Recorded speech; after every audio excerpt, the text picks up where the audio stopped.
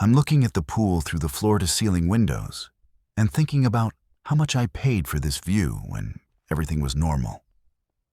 $3 million for this house. Glass everywhere, open concept.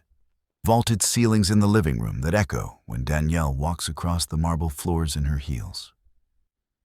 We closed on it 8 months ago. August 15th. I remember because it was our anniversary, and she said it was the best gift I ever gave her besides the ring. The TV's on in the background. Some morning show. Danielle's in the kitchen doing that thing where she scrolls through her phone while the coffee maker gurgles, and I can hear it from here because the acoustics in this place are insane. Every sound carries. The ice maker in the fridge, the hum of the wine cooler, the central air kicking on. I'm not really paying attention to the TV until I hear the shift in the anchor's voice. That change from chipper to concerned but trying not to alarm. I've heard it before during wildfire season or when there's a shooter somewhere far enough away that it's news, but not our problem. Reports coming out of Ohio this morning of what health officials are calling an aggressive viral outbreak centered around Cleveland and spreading to surrounding counties. I glance over. Danielle's still on her phone, probably Instagram. She does this thing in the mornings where she checks what her friends posted last night like it's homework. The anchor keeps going. The CDC has issued a statement urging residents in affected areas to shelter in place while they work to identify the pathogen. And our witnesses report infected individuals displaying extreme aggression and... Danielle looks up. That's weird. Yeah. I'm watching now. They're showing helicopter footage of a street somewhere. Daytime, people running. Hard to make out details, but there's something off about the way some of them are moving. Lurching. Fast but wrong. Is that Cleveland? Danielle walks over, coffee mug in her hand. The mug says, Boss Lady in gold script. I got it for her birthday as a joke because she works from home doing social media consulting and spends most days in yoga pants. That's what they said. We watch for maybe 30 seconds before they cut back to the studio. The anchor's looking down at something off camera, getting information fed to him probably. When he looks up, his expression has changed again, less composed. We're now getting reports of similar outbreaks in Pennsylvania and West Virginia. Again, officials are urging people to stay indoors and avoid contact with anyone displaying symptoms of infection, which include fever, violent behavior, and... Danielle sets her coffee down. This sounds like that thing in China last year. Remember? That bird flu thing? This seems different. How? I don't answer because I don't know. Just a feeling in my gut. The way the news is coming in too fast. The way that footage looked. I pick up my phone and open Twitter and immediately wish I hadn't. The top trending topic is hashtag Cleveland Outbreak. Below that hashtag Ohio virus. I scroll and it's video after video. Shaky phone footage, someone screaming, a woman attacking a man in what looks like a parking lot. She's on top of him, and the person filming is too far away to see details, but close enough to hear the screaming. And then the screaming stops, but she keeps moving, keeps tearing at him. Jesus. I turn the phone so Danielle can't see it. What? Nothing. Just people freaking out online. She picks up her phone and starts scrolling. I watch her face change. Her thumb stops moving. Tyler, look at this. It's a news clip from a local Cleveland station. The footage is from inside a hospital. Emergency room. Complete chaos. Doctors and nurses trying to restrain someone on a gurney, but the person is thrashing so violently, the whole bed is moving. Then the person bites one of the nurses. Just lunges forward and clamps down on her forearm, and blood sprays across the white floor, and the nurse is screaming and trying to pull away, but the patient won't let go. The video cuts off. That's fake, Danielle says, but her voice sounds uncertain. That has to be fake, right? I go back to the TV. They're showing a map now. Red zones spreading across Ohio, Pennsylvania, West Virginia. As I watch, another red zone appears in Indiana, then Kentucky. This is insane, I mutter. Danielle's phone buzzes. She looks at it. My mom's asking if we've seen the news. What are you telling her? I don't know. What do I say? The anchor is talking to someone via satellite now, a doctor from the CDC. The doctor looks exhausted, and it's only like 9 in the morning in Atlanta, where the CDC headquarters is. What we're seeing is unprecedented, the doctor is saying. The infection rate is extraordinarily high, and the incubation period appears to be very short. Minutes to hours rather than days. We're working to identify the vector, but right now, our priority is containment. What about treatment? The anchor asks. Is there a cure? The doctor hesitates. That hesitation tells me everything. We're exploring all options. I stand up, walk to the window. Our neighborhood is quiet, pristine. Houses that cost more than most people make in a lifetime spread out along streets with names like Vista Ridge Drive and Montecito Way. 2 houses down, I can see Gerald washing his Tesla in his driveway. Everything looks completely normal. Tyler? Yeah. Should we be worried? I look at Danielle. She's 29, 5 years younger than me. We met at a conference in San Diego 4 years ago. She was there representing some startup, and I was there with my real estate development company trying to network. We got drunk at the hotel bar and talked until 3 in the morning, and I knew by the end of that night I was going to marry her.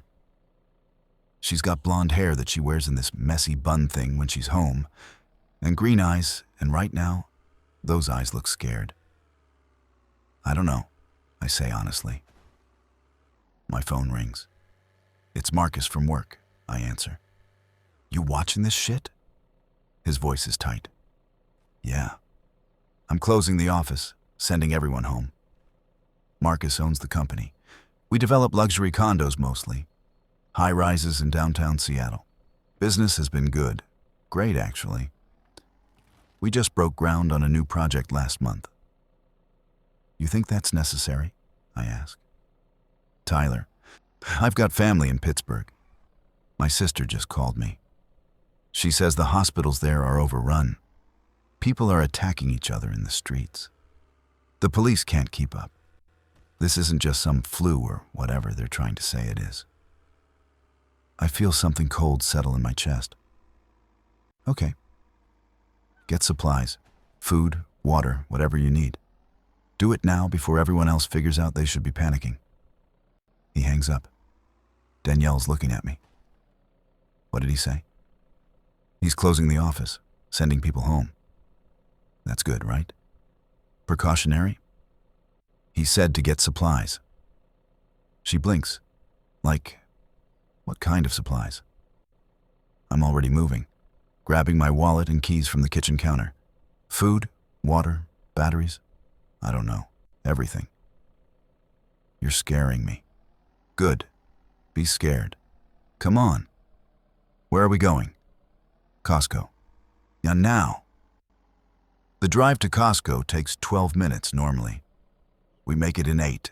I'm pushing the speed limit, and Danielle's gripping the door handle and not saying anything. The radio is all emergency broadcasts now. Every station, they're saying the same things over and over. Stay inside. Avoid contact with infected individuals. The National Guard has been activated in 7 states. 7 states. The Costco parking lot is already packed. More cars than I've ever seen here even on a Saturday afternoon. People are running from their cars to the entrance. Actually running. Stay close to me, I tell Danielle. Inside, it's madness. The carts are almost all gone. We grab one of the last ones and I start pushing through the aisles. Water is already mostly cleaned out. I grab 4 cases of what's left. Canned goods. I'm throwing things in the cart without even looking at what they are. Beans, soup, tuna, vegetables, fruit. Danielle's next to me grabbing boxes of crackers and cereal and pasta. "How much do we need?" she asks. "More than we think."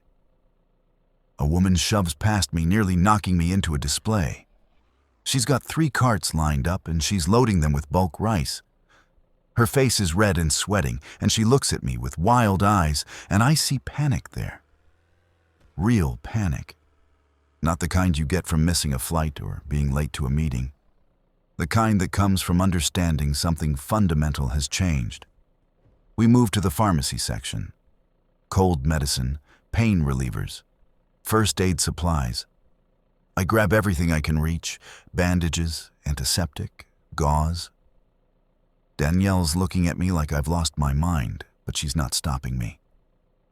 "Tyler, this is crazy. We can't afford all this." "We can afford it, but..." "Danielle, please, just trust me." She nods and keeps loading the cart. By the time we get to checkout, the lines are 30 people deep. Everyone's cart is overflowing. I see a man with nothing but bottled water. Has to be 40 cases. A woman with baby supplies stacked so high she can barely see over them. 2 men arguing over the last pallet of canned chicken. We wait 45 minutes to check out. The total comes to $1,800. I don't even blink. Hand over my credit card. The cashier looks exhausted, and she's only been here maybe an hour based on when we arrived. "You guys heard about what's happening?" she asks while scanning items. "Yeah," I say. "My manager won't let us close. Says it's just people overreacting." She laughs, but there's no humor in it. "This look like overreacting to you?" I look around at the chaos. People shoving, yelling, a shopping cart abandoned in the middle of an aisle tipped over with cans rolling everywhere. "No." "Yeah, well, good luck." We load everything into the back of my Range Rover. Danielle's quiet on the drive home. The radio is still going. The outbreak has spread to 12 states now. Canada is closing its border. Mexico too. Major cities are implementing curfews. LAX has suspended all flights. "This is really happening," Danielle says quietly. "Yeah." "What do we do?" I'm gripping the steering wheel so hard my knuckles are white. We survive. When we get home, I start unloading everything into the garage. Danielle helps. We work in silence. The neighborhood is still quiet, but I notice a few more cars and driveways than usual. People coming home early from work, maybe. Or the same idea we had about supplies. Once everything's inside, I lock the garage door. Lock the front door. Go around and check every window, every sliding door. The house has a security system, but I've never armed it during the day. I arm it now. Danielle's standing in the kitchen watching me. "What are you doing?" "Making sure we're secure." "Secure from what?" "Tyler, the news said Ohio and Pennsylvania and those places. We're in Washington. We're 3,000 miles away. It's spreading fast." "But, Danielle..." I stop and look at her. Really look at her. "I need you to understand something. This isn't going to stay contained. Whatever this is, it's moving too fast. The government can't stop it. So we need to be ready." Her eyes are filling with tears. Ready for what? I don't answer because I don't want to say it out loud. Don't want to make it real by putting words to the fear that's been building in my chest since I saw that hospital footage. Instead, I pull her into a hug, and she presses her face against my chest, and I can feel her shaking. "It's going to be okay." I lie. We spend the rest of the day glued to the TV. The news gets worse by the hour. The outbreak has reached the West Coast. Seattle has confirmed cases, 50 miles from where we're standing. The governor is declaring a state of emergency, martial law in affected areas. Social media is losing its mind. Videos everywhere. People running through streets, buildings on fire, gunshots. Someone posts footage from inside a grocery store where infected people are attacking shoppers. The video is only 20 seconds long before it cuts off, but those 20 seconds show things I can't unsee. Blood on linoleum floors, screaming, bodies. Danielle closes her laptop. I can't watch anymore. Okay. What do we do now? I've been thinking about this. Our house is big. 5,000 square feet. 4 bedrooms, 5 bathrooms. Open floor plan, which is great for entertaining but terrible for defense.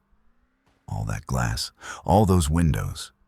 The back of the house is almost entirely windows, overlooking the pool and the yard and the view of the valley below. We need to secure the house, I say. How? I'm already making a list in my head.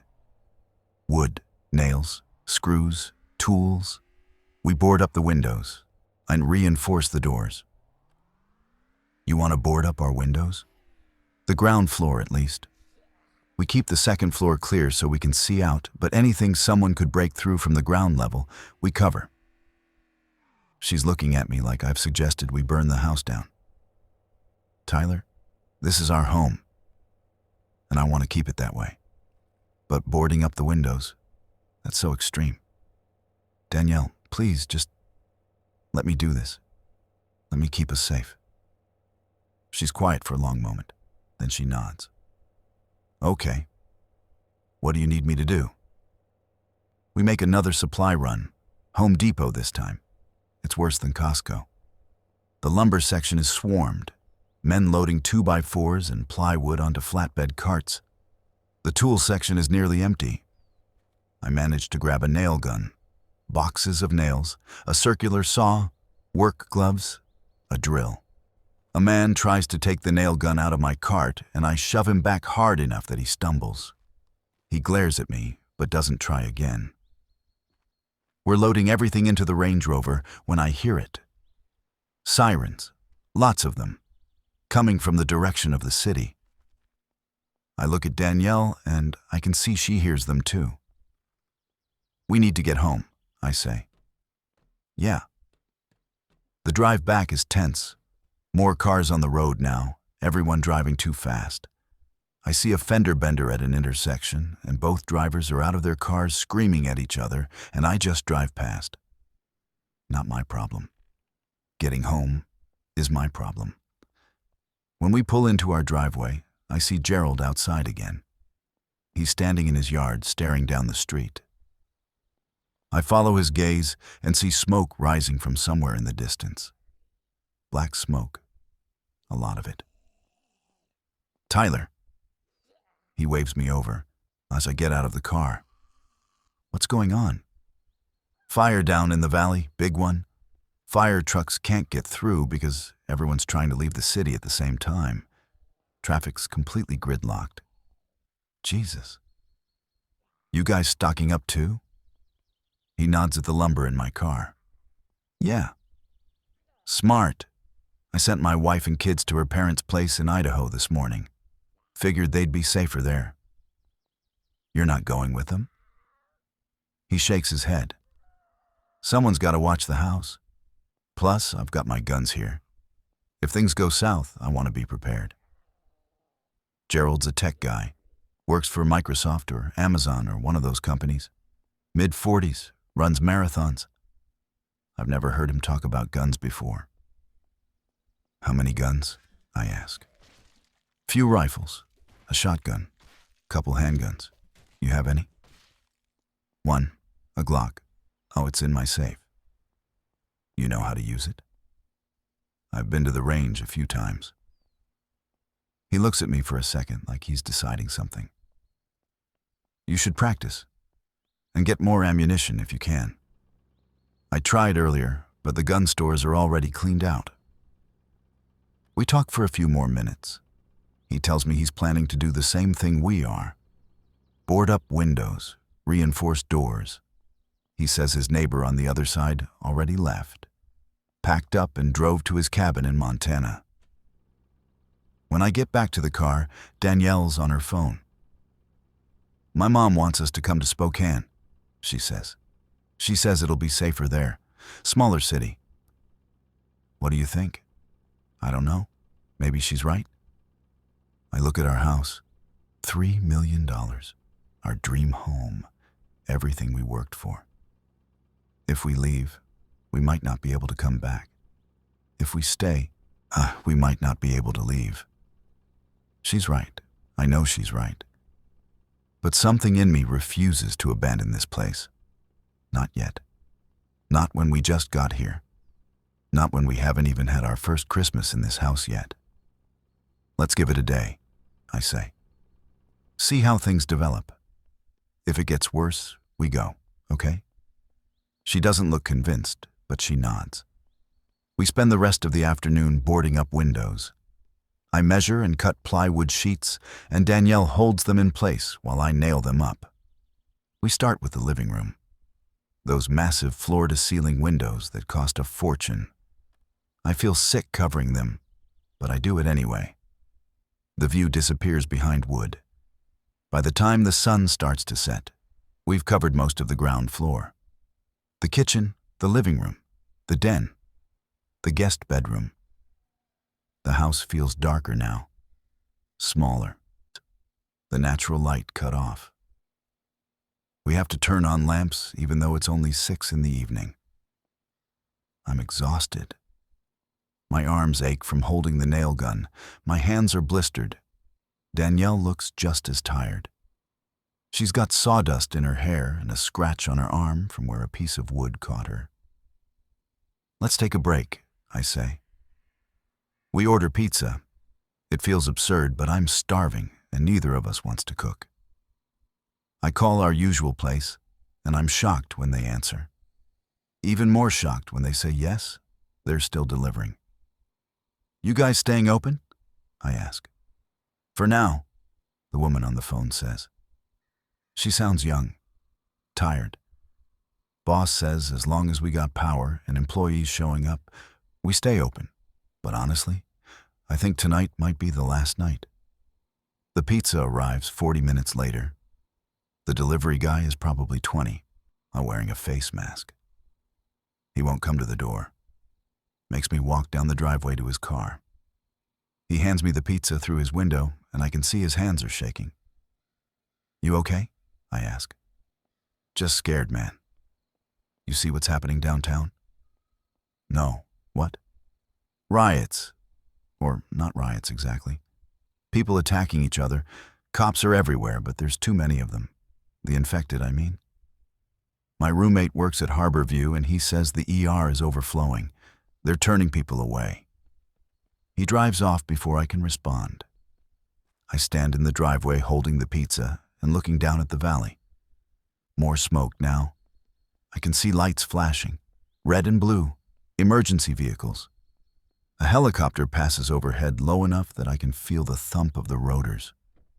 Inside, Danielle's set out plates. We eat in silence. Oh, the pizza tastes like cardboard, but I force it down. Need the energy. On TV, the news is nonstop. The president is giving an address. He looks grave. Talks about unity and American strength and following CDC guidelines. He declares a national emergency. Activates FEMA, authorizes the military to assist local law enforcement. All Americans are urged to remain calm and stay in their homes, he says. Do not attempt to travel. Do not go to hospitals unless absolutely necessary. Conserve resources. Help your neighbors. We will get through this together. The speech ends, and the news anchors come back on looking shaken. One of them has tears in her eyes. Danielle turns off the TV. I can't watch anymore. Yeah. Do you think it's really as bad as they're saying? I think about the delivery drivers shaking hands, the smoke in the valley, Gerald sending his family to Idaho, the empty shelves at Costco. Probably worse. That night, we don't sleep much. Every sound makes me jump. The house settling, the wind rattling a loose board I didn't nail down properly, car alarms going off in the distance, More sirens, helicopters. Around 3 in the morning, I hear gunshots. Not close, but not far enough away either. Danielle's curled against me. Did you hear that? Yeah. What do we do? Nothing. We stay here, stay quiet, wait. Waiting is the hardest part. Morning comes and I feel like I haven't slept at all. Danielle's already up. I can hear her in the kitchen. When I come downstairs, she's making coffee and watching her phone. Internet's getting spotty, she says. Cell service too. Half my apps won't load. I check my phone. She's right.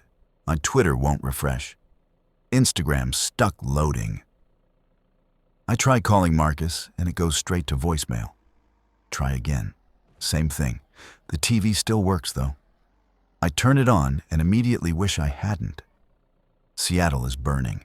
The news is showing aerial footage of downtown. Fires everywhere. Streets clogged with abandoned cars. People running. Things that used to be people chasing them. The camera zooms in on one of them, and my stomach turns. It's a woman, or was. Her clothes are torn and bloody. She's moving with this jerky, unnatural gait.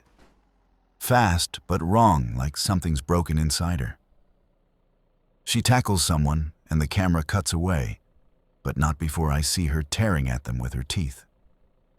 Oh my God. Danielle breathes. Don't look. How can I not look? The news anchor is trying to maintain composure, but I can hear the fear in his voice.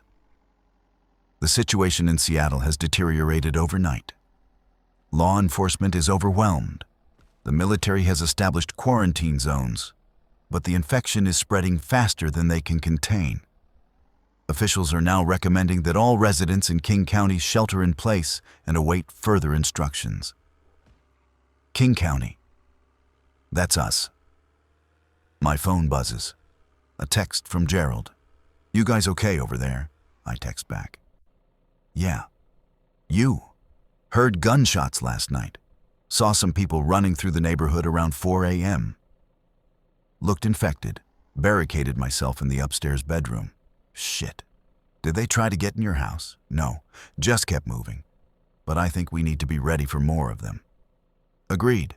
Stay safe. You too. Then I show the texts to Danielle. Her face goes pale. They're in the neighborhood? Gerald said they just passed through. Just passed through? Tyler, what if they come back? What if they try to get in here? That's why we boarded up the windows. But what if that's not enough? I don't have an answer for that. We spend the morning doing inventory. All the supplies we bought yesterday spread out on the kitchen island. Canned goods, dry pasta, rice, beans, bottled water. I count it all. Try to calculate how long it'll last us if we ration carefully. Maybe 6 weeks, I say. 2 months if we're careful. Then what? I don't know. Danielle's phone rings. She jumps, looks at the screen. It's my mom. She answers on speaker. Her mom's voice is shaky. Danielle? Oh, thank God. Are you okay? We're fine, Mom. We're at the house. Tyler boarded up the windows, and we have supplies, and you need to leave. Right now. Get out of Seattle. We're in Bellevue, not Seattle. It doesn't matter. The whole area is infected. Your father and I are leaving Spokane. We're going to drive to your Aunt Carol's place in Wyoming. You should come with us. Mom, I don't think we can. The roads. I don't care about the roads. You have to try. Please, sweetie. I can't lose you. Danielle's crying now. I don't know if it's safe to leave. It's not safe to stay. I take the phone. Helen, it's Tyler. We're going to be okay here. The house is secure. We have food and water. If we try to leave now, we might get stuck on the highway or run into infected. I think we're better off staying put. Tyler, please, bring my daughter to me. I'm sorry. I can't risk her like that. There's a long pause. Then Helen starts crying. Deep, choking sobs. Okay, just keep her safe. Promise me you'll keep her safe. I promise. The call ends. Danielle's sobbing. I hold her and let her cry, and I feel the weight of that promise settling on my shoulders like a physical thing. Around noon, the power goes out. We're in the kitchen eating canned soup when everything just stops. The hum of the refrigerator dies. The TV goes dark. The AC shuts off. The house is suddenly very quiet. Shit, I mutter. What do we do? Danielle asks. I think. We have the solar panels on the roof, but they're just for show, really. We never set up battery storage. Too expensive, and the power grid was so reliable we never thought we'd need it. Idiot. We have batteries, I say. Flashlights. We'll be okay. What about the food in the fridge? We eat it first, before it goes bad. The frozen stuff we can put outside tonight when it gets cold. Might keep for a few days that way. And the water? We have the bottled water, and the pool has thousands of gallons if we need it. We can't drink pool water. We can if we boil it. She looks at me like I'm crazy. Maybe I am. 3 days ago, my biggest concern was whether we should upgrade to the premium lawn service or stick with the regular one. Now I'm talking about boiling pool water. The afternoon drags. Without power, there's nothing to do. No TV, no internet. Can't charge our phones, so we turn them off to save battery. We sit in the dim living room and listen to the sounds outside. More helicopters. Distant explosions. Once, a long, sustained scream that cuts off abruptly. I'm scared, Danielle whispers. Me too. What if the military doesn't get it under control? They will. You don't know that. She's right. I don't. That night we hear them. The infected. It starts around 10. We're upstairs in the bedroom, and I hear something hit the front door. A thud. Then another. Then scratching. Fingernails on wood. I move to the window and look down. The street is dark. No street lights. But the moon is out, and I can see shapes moving. 4 of them, maybe 5. They're circling the house. One of them is at the front door clawing at it. Another is trying the garage. A third is at the side gate that leads to the backyard. Stay quiet, I breathe to Danielle. She's pressed against me. I can feel her heart hammering. When the infected at the front door lets out this sound, not quite human, a growl mixed with a moan, makes my skin crawl. The thing keeps clawing at the door. I can hear the wood groaning under the assault. Will it hold? Danielle whispers. I don't know. The minutes stretch. The infected don't leave. They keep circling, keep trying doors and windows. One of them finds the plywood covering the living room window and starts pounding on it. The banging echoes through the house. Boom, boom, boom. We should get the gun, Danielle says. She's right. I move to the closet. The safe is in the back corner. I punch in the code with shaking fingers. It takes me 3 tries. Inside is my Glock 19. I've had it for 2 years. Bought it after there were some break-ins in the neighborhood. Took it to the range, maybe 6 times total. I'm not a great shot. I load it. 15 rounds in the magazine, 1 in the chamber, 16 bullets between us and whatever's outside. The pounding continues. Boom, boom, boom. They're going to get in, Danielle says. The plywood will hold. Boom, boom, boom. I'm gripping the gun so hard my hand aches. Danielle's clutching my other arm. We stand there in the dark bedroom listening to the infected trying to break into our home, and I think about that promise I made to Helen. Promise me you'll keep her safe. The pounding goes on for what feels like hours. Then, finally, it stops. The scratching fades. I move back to the window and look down. The infected are moving away. shambling down the street toward another house. Gerald's house. Oh no, I breathe. I watch them surround his house. Start the same process. Pounding, a scratching. I can hear Gerald's alarm going off. Then I hear gunshots, 3 in quick succession. The infected scatter, run into the darkness. The alarm keeps wailing for another minute, then cuts off. I text Gerald, "You okay?"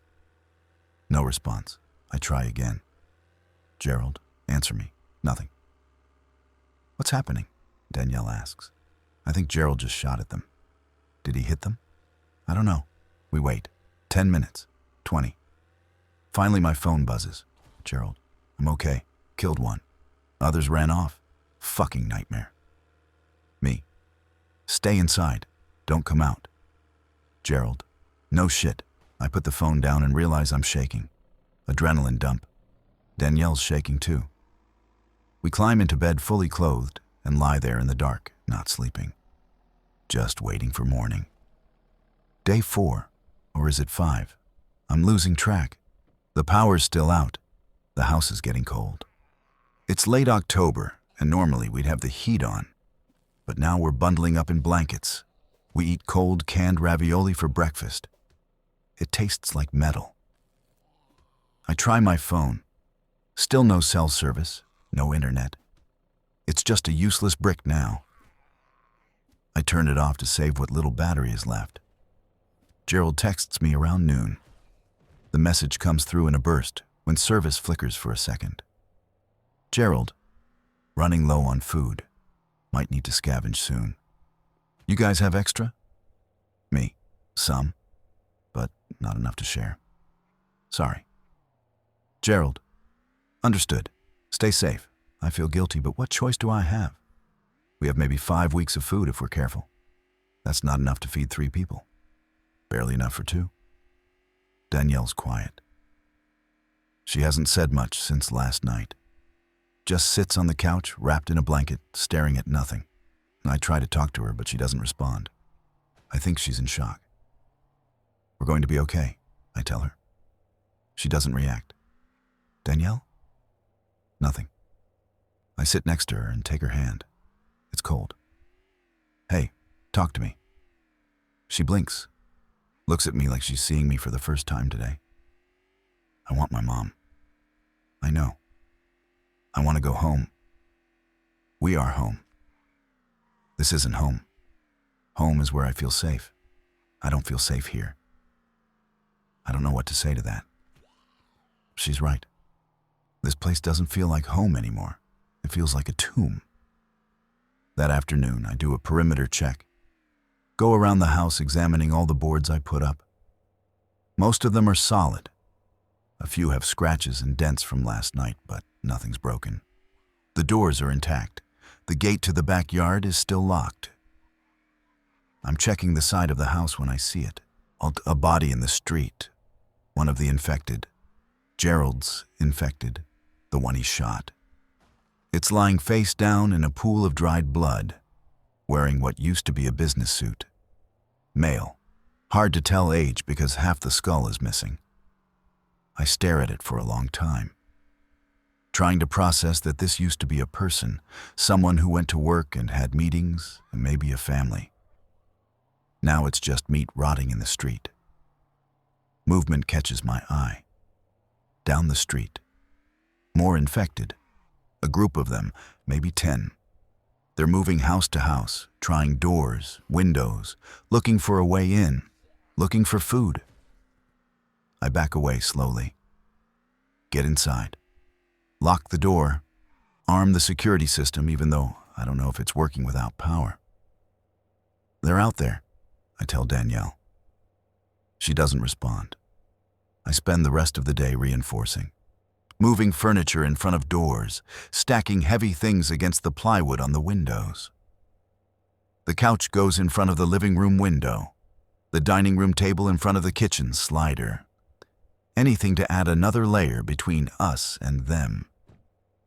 By the time I'm done, I'm exhausted. My back hurts, my hands are raw. I collapse on the floor and just lie there staring at the ceiling. Danielle comes and sits next to me. I'm sorry. For what? For shutting down, for not helping. It's okay. It's not okay. We're supposed to be in this together and I can't think straight. Every time I close my eyes, I see them. Hear them. I sit up and pull her close. We're going to survive this. How do you know? Because we have to. It's not much of an answer, but it's all I have. Night falls again, and with it comes the cold. We pile on blankets, huddled together on the couch. I have the gun within reach, just in case. Around midnight, I hear something different. Not scratching or pounding. Something else. A voice. Hello? Is anyone there? I freeze. Danielle grips my arm. The voice comes again. Please, if you're in there, I need help. They're coming. It's a man's voice. Sounds young, scared. Danielle looks at me. Should we? No. But he sounds, no. It could be a trap.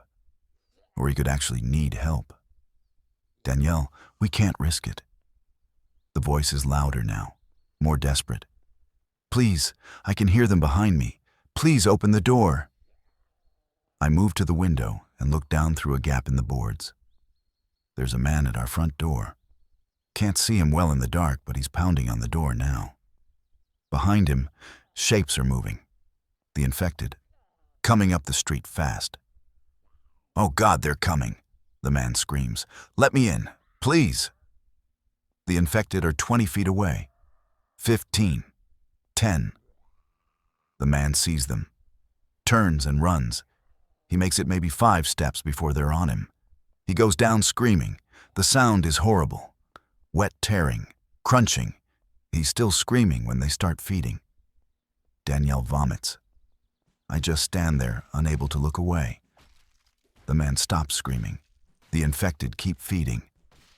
I pull Danielle away from the window, hold her while she sobs. We couldn't save him, I tell her, tell myself. We couldn't. But I wonder if that's true. If we'd opened the door, maybe he'd be alive. Maybe we'd all be dead. No way to know. The feeding sounds continue for a long time. When they finally stop, I risk another look. The street is empty, just blood and torn clothes left behind. The man is gone. Taken or wandered off as one of them. Either way, he's not coming back. I don't sleep that night. Just sit in the dark with a gun in my lap, listening to Danielle cry softly next to me. Morning. Day 6, 7. Doesn't matter. We're almost out of bottled water. I knew this would happen. We've been drinking it too fast, not rationing properly. We need to use the pool, I tell Danielle. She's been better today, more present. Can we purify it somehow? Boil it. We have the camping stove. Propane. It'll work. We go out back. The pool looks the same as always. Crystal clear. Chlorinated. I fill a bucket and carry it inside. Set up the camping stove in the kitchen. Light it. The blue flame is comforting somehow. A reminder that we can still make things work. And I boil the water in batches. Pour it into empty juice bottles to cool. It's tedious work, but it gives me something to do. Something that feels productive. Danielle's going through our food supplies, making lists, rationing everything out. We have 38 cans of soup, she says. 12 boxes of pasta, 6 jars of sauce, 20 cans of vegetables, 10 of fruit, 8 of beans. How long will that last us? She does the math in her head. If we eat twice a day, maybe 5 weeks, 6 if we really stretch it. And after that? After that, we need to find more. We both know what that means. Going outside, scavenging, risking exposure to the infected. Not yet, I say. We wait as long as possible. She nods. The day passes slowly. We play cards. Read books we've read before. Try not to think about what's happening outside. But it's impossible not to hear it. Gunshots, screams, engines revving, glass breaking, the sounds of the world ending. Around sunset, Gerald texts again. Gerald, saw a military convoy pass through this morning. They didn't stop, just kept going. Me. Which direction? Gerald. East, away from the city. Me. Shit. Gerald. Yeah. I think they're abandoning us. I don't respond because what is there to say? If the military's leaving, that means they've given up. Means we're on our own. That night, 3 infected try to get in through the back slider, the one I reinforced with the dining room table. They throw themselves against the glass over and over. The glass cracks, but doesn't break. The table holds. I stand there with the gun pointed at the door, ready to fire if it gives. After 20 minutes, they wander off.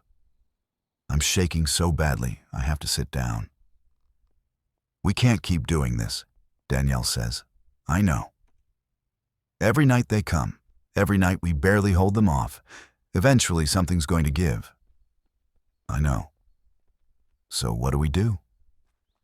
I've been thinking about this. We go upstairs, barricade ourselves on the 2nd floor. If they get in downstairs, we retreat up there, make our stand. For how long? As long as we can. It's not a great plan, but it's all I have. We spend the next day moving supplies upstairs. Food, water, the camping stove, blankets, everything we might need if we have to hole up in the master bedroom. I carry the mattress from the guest room and prop it against the bedroom door as extra reinforcement. The house feels different now. The ground floor is basically abandoned. A no man's land. We live entirely on the 2nd floor. It's safer, but it's also more confining. The walls are closing in. Danielle's getting quieter again. I catch her staring out the window sometimes. Just staring at nothing. When I ask what she's thinking, she doesn't answer. I'm worried about her. Worried about both of us. The stress is eating away at us. We snap at each other over small things. Who left the water bottle uncapped? Who used too much propane heating soup? Stupid things that wouldn't matter normally, but now feel enormous. I'm sorry, I tell her after one fight. I don't even remember what it was about. Me too. We hold each other, and I can feel how thin she's getting. We're both losing weight. Rationing means not enough calories. I'm constantly hungry now. A gnawing ache in my stomach that never goes away. Night. The infected come like clockwork now. Every night around the same time. They circle the house, try the doors, pound on the boards. Sometimes they leave after a few minutes. Sometimes they stay for hours. Tonight they're persistent. I count 7 of them. They figured out the back slider is weak. They're all focused there, throwing themselves against it in waves. The glass shatters. Oh God. Danielle breathes. But the table holds. The infected can't get past it.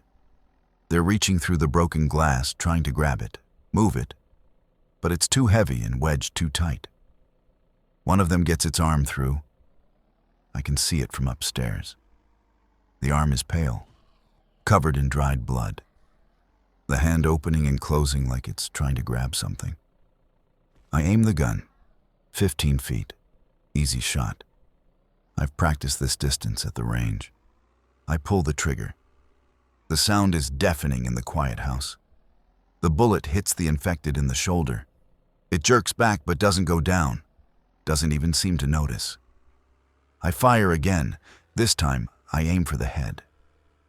Miss, hit the wall behind it. The infected are going crazy now. The gunshots have them in a frenzy. They're all at the back slider, pushing, grabbing, moaning. I fire 3 more times. One shot connects, catches an infected in the temple. It drops. The others don't care. They're climbing over the body trying to get in. Tyler, Danielle screams. The table is moving. They're pushing it. Inch by inch, it's sliding across the floor. I empty the magazine. Bullets punching through drywall, and glass and flesh. 2 more infected drop. The rest keep coming. I reload. My hands are shaking so badly, I drop the magazine twice before getting it in. The table is halfway across the kitchen now. The infected are squeezing through the gap. The first one is inside. I fire. The shot takes off the top of its skull. It collapses. Another one is coming through. I fire. Miss. Fire again. Hit it in the chest. It keeps coming. I fire a 3rd time, and finally it goes down. Silence. I'm standing at the top of the stairs, breathing hard. My ears are ringing from the gunshots. Smoke hangs in the air. Downstairs there are bodies. 5 of them. The other 2 infected are gone. Ran off when I started shooting, maybe. Are they dead? Danielle asks. I think so. We wait. No more sounds from outside. No more movement. We need to barricade that door, I say. Now. We work fast. Drag a bookshelf from the hallway and wedge it against the slider. Push the couch against that. Stack boxes on top. Anything to block the opening. By the time we're done, I'm exhausted. We go back upstairs, and I realize I'm bleeding. Broken glass must have cut my arm when I was moving furniture. It's not deep, but it's long. Danielle bandages it with supplies from the first aid kit. How many bullets do we have left? She asks. I count. 23. Is that enough? It has to be. We don't sleep, just sit together in the dark waiting for dawn. Morning comes, and I survey the damage. The back slider is destroyed, glass everywhere. 5 bodies on the kitchen floor, already starting to smell. The table is across the room. Our makeshift barricade is holding, but I don't know for how long. We can't stay here, Danielle says. Oh, where would we go? Anywhere. Spokane. My mom said, your mom left weeks ago. We don't even know if she made it. Danielle flinches like I slapped her. Don't say that. I'm sorry. But we don't know what's out there. The roads could be clogged with infected. We could run out of gas. Get stuck. At least here we have shelter. Supplies. We had supplies. We're almost out. She's right. We're down to maybe 2 weeks of food if we ration carefully. The propane for the camping stove is half gone. Water is okay for now because of the pool, but what happens when winter comes and it freezes? We'll figure it out, I say, but I don't believe it. Gerald texts. I'm surprised the message goes through. Gerald, I'm leaving. Me. What? Where? Gerald. East. Gonna try to find my wife and kids. Can't stay here anymore. Me. You won't make it. Gerald. Maybe not. But I have to try. Good luck, man. Me. You too. That's the last I hear from him. I watch from the upstairs window as he loads his truck. He's wearing what looks like homemade armor, duct tape and leather and padding. He has a rifle slung over his shoulder, a backpack. He gets in the truck and drives off, and I never see him again. The house feels more isolated now. Gerald was the only neighbor I knew was still alive. Now it's just us. Days blur together. We fall into a routine. Wake up. Eat half a can of something. Boil water. Sit. Wait. Listen. Eat another half can. Sleep. Repeat. The infected come less frequently now. Maybe they're spreading out, looking for easier prey. Or maybe most people in the neighborhood are already dead or turned. I see them sometimes during the day, wandering the streets. Some move fast, some slow. They don't seem to have any pattern or purpose, just drift from place to place looking for food. One afternoon, I see an infected child. Can't be more than 8 or 9, wearing pajamas. The pajamas are covered in blood, but it's hard to tell if it's the child's blood or someone else's. The kid shuffles past our house, and I have to look away. Danielle sees it too. She doesn't say anything, but I hear her crying quietly that night. Food is becoming a problem. We're down to 1 meal a day now, trying to make everything last, but we're both getting weaker, tired all the time. I can see Danielle's ribs through her shirt. We need to scavenge, I say. It's too dangerous. We don't have a choice. We're going to starve if we don't. She knows I'm right. Doesn't make it easier. We plan it out. Gerald's house is right next door. He probably left some supplies behind. If we can get in and out quick, maybe we make it without running into infected. I load the gun. Check that I have extra magazines. Put on layers of clothes for protection. Jacket, gloves, boots. I'm coming with you, Danielle says. No, too risky. I'm not staying here alone. I want to argue, but I see the fear in her eyes, the terror of being left behind. Okay, but you stay behind me. If I say run, you run. Got it? Got it. We go out the front door. First time we've been outside in... I've lost count. 2 weeks? 3? The air smells wrong, like smoke and rot. The street is littered with trash, abandoned cars, bodies in various states of decay. I move fast, gun up, scanning. Danielle's behind me. I can hear her breathing, quick and shallow. Gerald's front door is unlocked. We slip inside.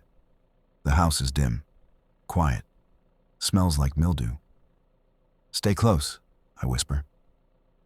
We move through the house quickly. Living room clear, kitchen clear. I find Gerald's pantry. There's food here. Not much, but some.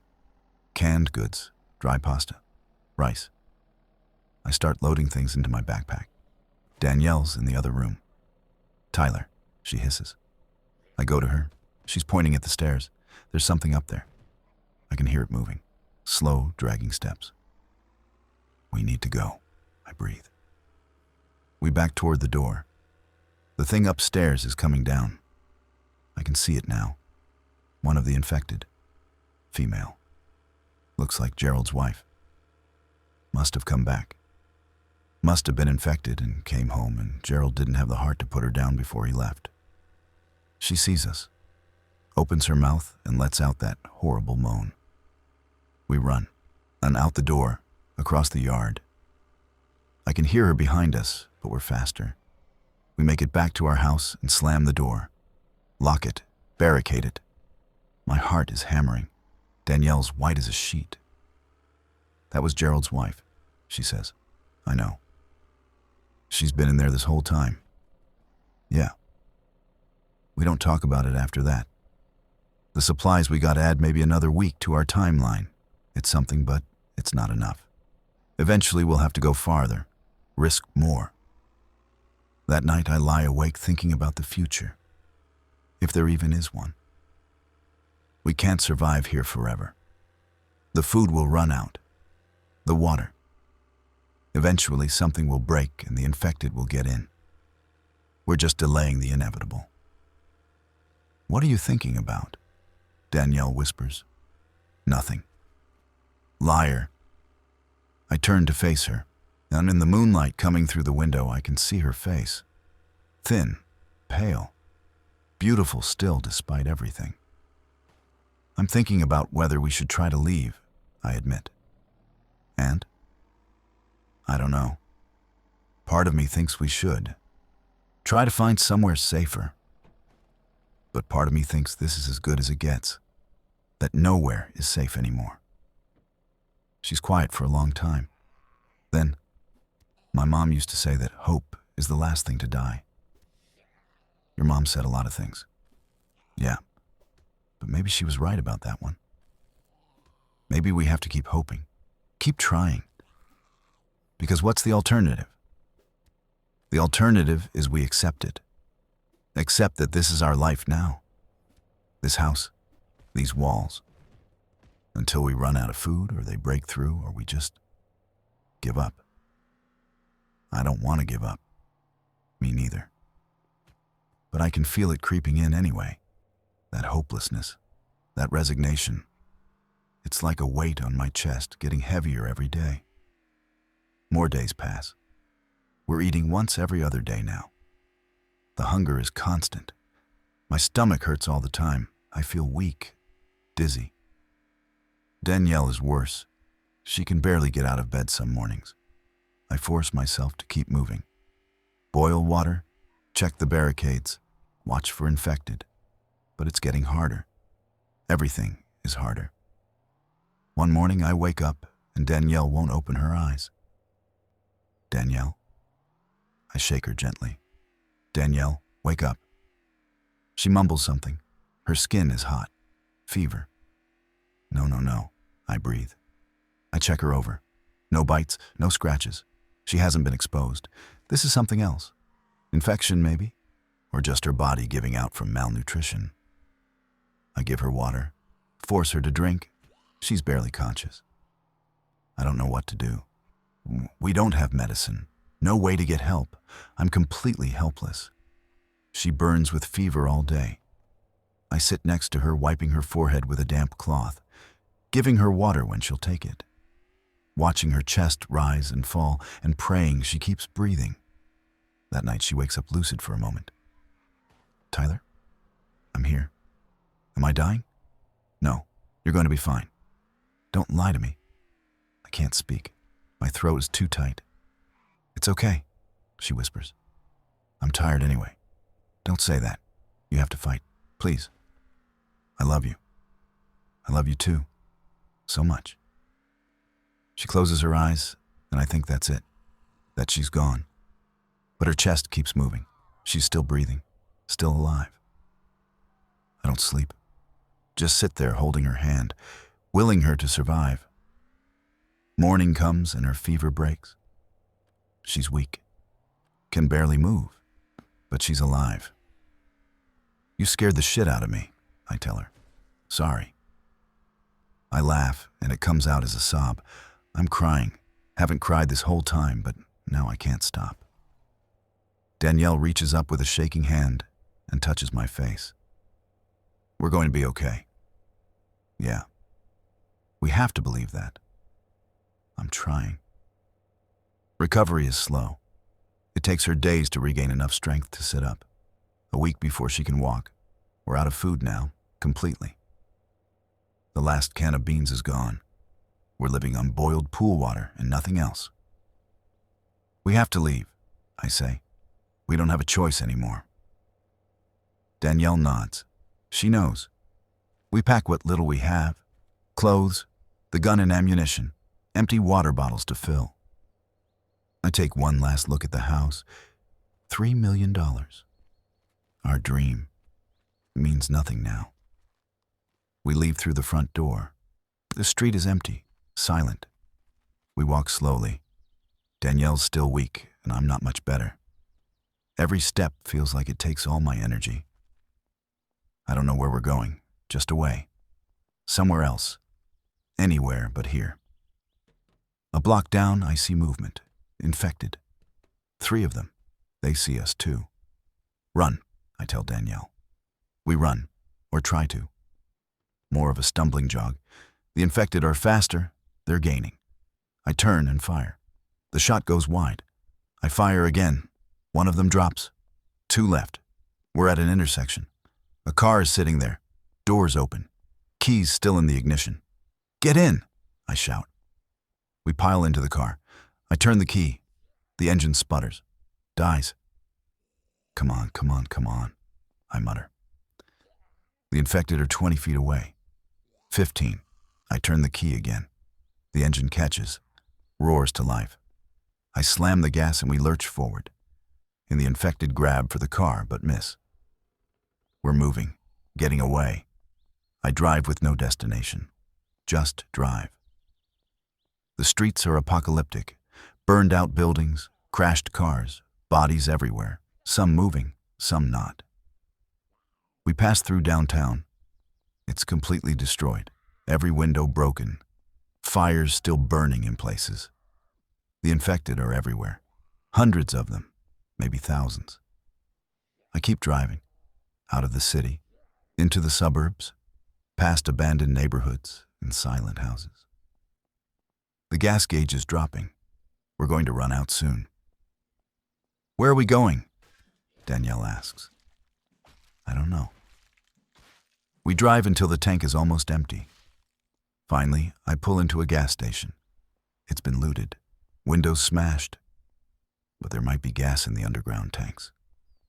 I get out, look for a way to access the pumps. There's a manual override, and I get it working and start filling the tank. While the gas pumps, I go into the store. It's trashed, shelves empty, but in the back I find a storage room. There's food here, not much. Some chips, candy bars, beef jerky. I grab everything, movement behind me. I spin. It's an infected. Must have been hiding in here. It lunges.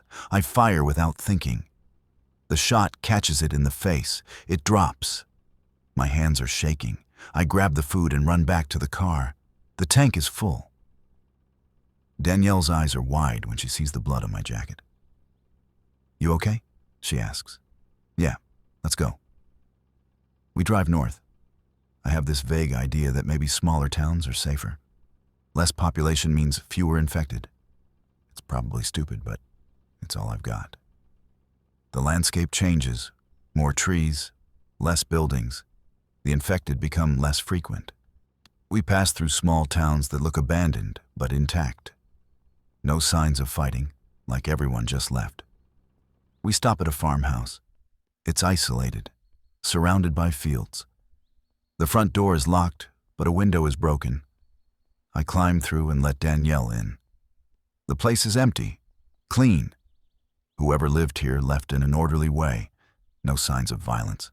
There's food in the pantry, canned goods, dry beans, rice. More than we've seen in weeks. We could stay here, Danielle says. I look around. The house is small but defensible. One story. Good sight lines. The nearest neighbor is half a mile away. Yeah, I say. We could. We unload the car, bring everything inside. I lock the doors, check the windows. The place seems secure. That night we eat real food for the first time in weeks. Canned chicken and rice. It tastes like heaven. Danielle cries while eating. We made it, she says. We made it. But even as I say it, I know this isn't the end. It's just another beginning, another place to survive, until we can't anymore. The infected are still out there. The world is still ending. But for now, for tonight, we're safe. We're alive. And maybe that's enough. I wake up to silence, and it takes me a minute to remember where I am. The farmhouse. Not our house.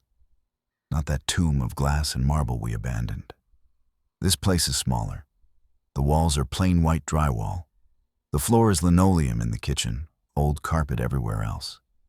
It smells like dust, and whoever lived here before cooked with a lot of garlic. Danielle's still asleep next to me on the couch. We didn't make it to the bedroom last night, just collapsed in the living room after eating and didn't move. No, she looks peaceful. The dark circles under her eyes are still there, but some color has returned to her face. I get up slowly. My body aches. Weeks of malnutrition and stress have taken their toll. I'm probably down 30 pounds. My pants barely stay up even with my belt cinched to the last hole. The windows have curtains, thin floral things that let in the morning light. I peek through them carefully. The farmhouse sits on what looks like 10 or 15 acres. Most of it is overgrown field. There's a barn about 50 yards from the house. Looks old. Red paint peeling. Beyond that, trees. Lots of trees. The nearest visible house is a smudge in the distance. No infected that I can see. No movement at all except birds. I check the rest of the house properly. 2 bedrooms, 1 bathroom, small kitchen, living room. Basement accessed through a door in the kitchen. I open it and peer down. Dark. Smells musty. I close it. Don't have the energy to explore down there yet. The pantry is better stocked than I thought. I do a proper inventory. 20 cans of soup, 15 cans of vegetables, 10 cans of fruit, 5 cans of tuna, 3 jars of peanut butter, 2 boxes of crackers, a bag of rice, 2 bags of dried beans, some flour, sugar, salt, coffee, actual coffee. I almost cry. There's a propane stove in the kitchen. I check the tank. Quarter full. Not great, but it'll last a while if we're careful. There's also a fireplace in the living room, wood stacked next to it. Maybe 30 logs. Not enough for winter, but something. Water is going to be a problem. The taps don't work. Power's out here too. But there's a well outside, hand pump style. I go out and try it. The handle is stiff, but after a few pumps, water starts flowing. Clear, cold. I cup my hand under the stream and taste it. Minerally, but not bad. Thank God, I mutter. I fill every container I can find in the house. Pots, bowls, empty jars. We need to boil it before drinking, but at least we have a source. Danielle's awake when I come back inside. She's sitting up looking confused. Where are we? She asks. Farmhouse, remember? We drove north yesterday. Oh, right. She rubs her face. I thought maybe I dreamed it. You want some coffee? Her eyes go wide. We have coffee? We have coffee. I make it on the propane stove. Real coffee. The smell fills the house, and for a moment it almost feels normal. Like we're on vacation at some rustic bed and breakfast. Not hiding from the end of the world. We sit at the kitchen table drinking coffee, and it's the best thing I've tasted in my entire life. What do we do now? Danielle asks. Survive. Same as always. For how long? Long as we can. She's quiet for a while. Then, do you think anyone else made it? I don't know. Maybe, probably. Has to be other people out there doing the same thing we are. We should try to find them. Maybe. Or maybe we're safer on our own. She doesn't argue. We've had this discussion before. Other people are a risk. Could be dangerous. Could steal our supplies. Could be infected and not know it yet. But other people are also hope. Community. The possibility of something better than just the two of us waiting to die. I don't know which side I'm on anymore. We spend the day fortifying. I find tools in the barn. Hammer, nails, saw, some old lumber. Not much, but enough to reinforce the doors. Board up a couple windows. The barn also has some farming equipment. A tractor that doesn't run, some hand tools, a wheelbarrow, bags of fertilizer, and a shotgun. It's hanging on the wall in a back corner. Pump action Remington. I check the chamber. Empty. But there's a box of shells on a shelf nearby. 25 rounds. I bring it back to the house along with some other useful things. A hand crank radio, lanterns, matches, a first aid kit that's more complete than the one we had. That night we try the radio. I crank it for a minute, then turn it on. Static. I scan through the frequencies. More static. Then a voice. Repeating this message every hour. This is Emergency Broadcast Station 7 Alpha. If you can hear this, the evacuation zones are no longer operational. FEMA has withdrawn from all major metropolitan areas. Military quarantine zones have been established in the following locations. The voice lists off places. Fort Bragg, Cheyenne Mountain, Naval Station Norfolk. Others I don't catch. Civilians are advised to remain in secure locations and await further instructions. Do not attempt to reach military installations. Deadly force is authorized against anyone approaching quarantine perimeters. Repeat, do not approach military installations. The message loops. I listen to it 3 times before turning it off. They've given up on us, Danielle says quietly. Sounds like it. So we really are on our own. Yeah. We sit in the dark. The only light is from a candle I lit. It flickers, casts shadows on the walls. I'm scared, Danielle admits. Me too. What if we can't do this? We don't have a choice. There's always a choice. I know what she means. The gun. The easy way out. I've thought about it. Late at night when the hopelessness feels like it's crushing me. But I can't. Not while Danielle's alive. Not while there's still a chance. We're going to make it, I tell her. I promised your mom I'd keep you safe, and I meant it. My mom's probably dead. You don't know that. Tyler, be realistic. She was in Spokane when everything went to shit.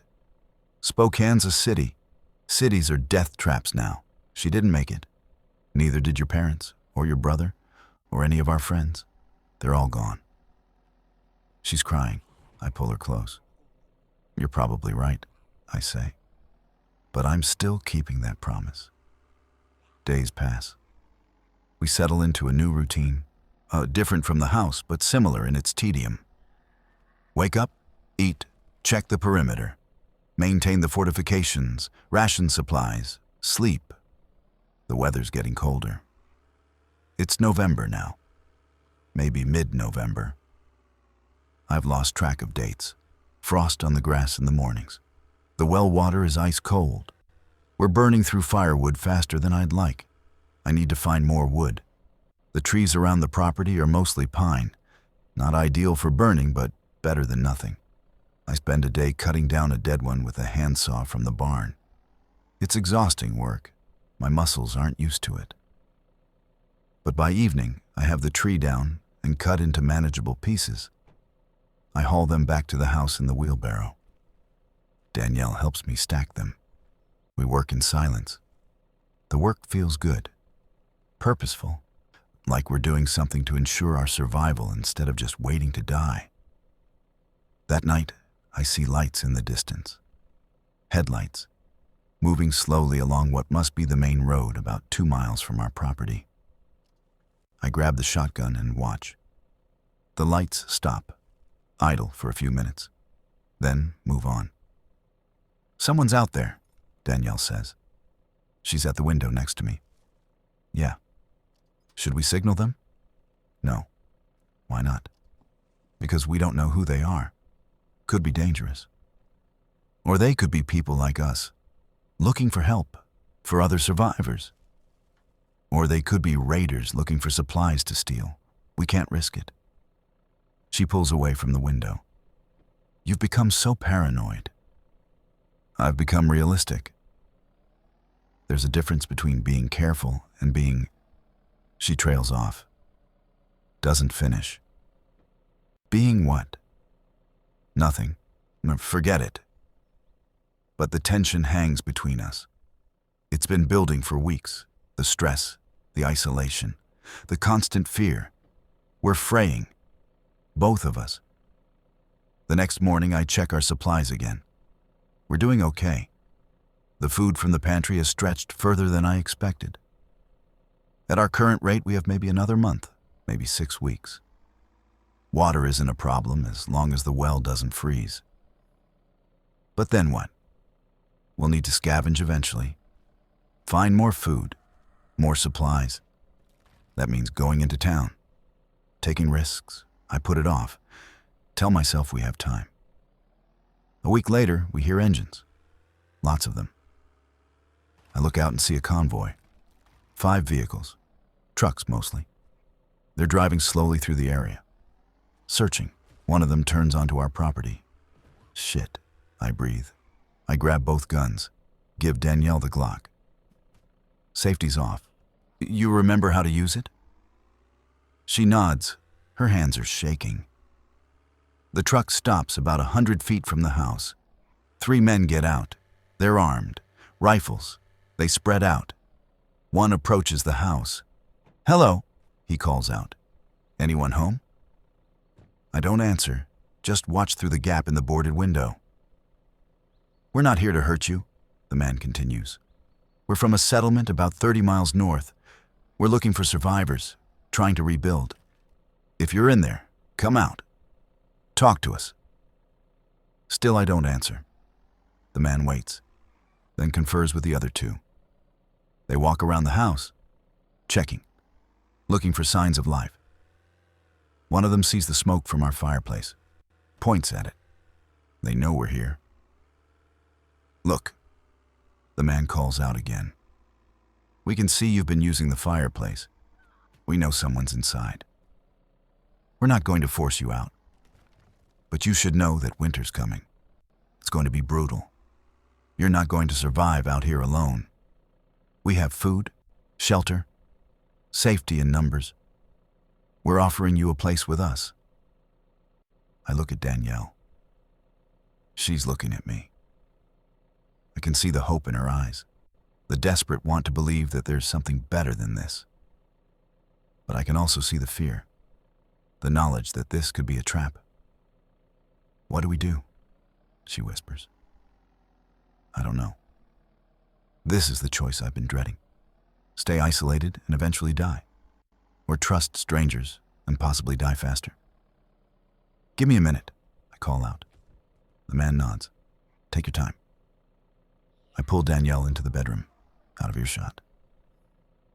"What do you think?" I ask. "I think we should consider it. What if they're telling the truth? What if there really is a settlement? And what if they're lying? What if they just want our supplies, or worse? We can't live like this forever, Tyler. We're running out of food, out of options. Maybe this is our chance. Or maybe it's a death sentence." She grabs my arms. "I can't do this anymore. I can't spend every day terrified and alone and slowly starving. I need something to hope for, even if it's dangerous. Please." I look into her eyes, and I see it. She's breaking. The isolation is killing her just as surely as starvation would. If we stay here, she might survive physically, but mentally she'll be gone. "Okay," I say. "We'll talk to them, but we keep the guns. And if anything feels wrong, we run. Deal?" "Deal." We go outside. The three men turn to face us. Up close, they look tired, worn, but not hostile, and their weapons are lowered. "Thank you for coming out," the first man says. He's maybe 40, beard, kind eyes. "I'm David. This is Marcus and John." I tense at the name Marcus. Danielle notices, squeezes my hand. Different Marcus, not my boss Marcus, who's probably dead. "I'm Tyler. This is my wife, Danielle. Good to meet you both. How long have you been here?" "Couple weeks. We came from Seattle." David nods. "We get a lot of refugees from the cities. Things got bad there fast." "Where's your settlement?" "North. Used to be a summer camp. Private property. Isolated. We've got about 40 people now. Families, mostly. We're growing food, raising livestock, trying to build something sustainable." "Why are you out recruiting?" I ask. "Seems risky."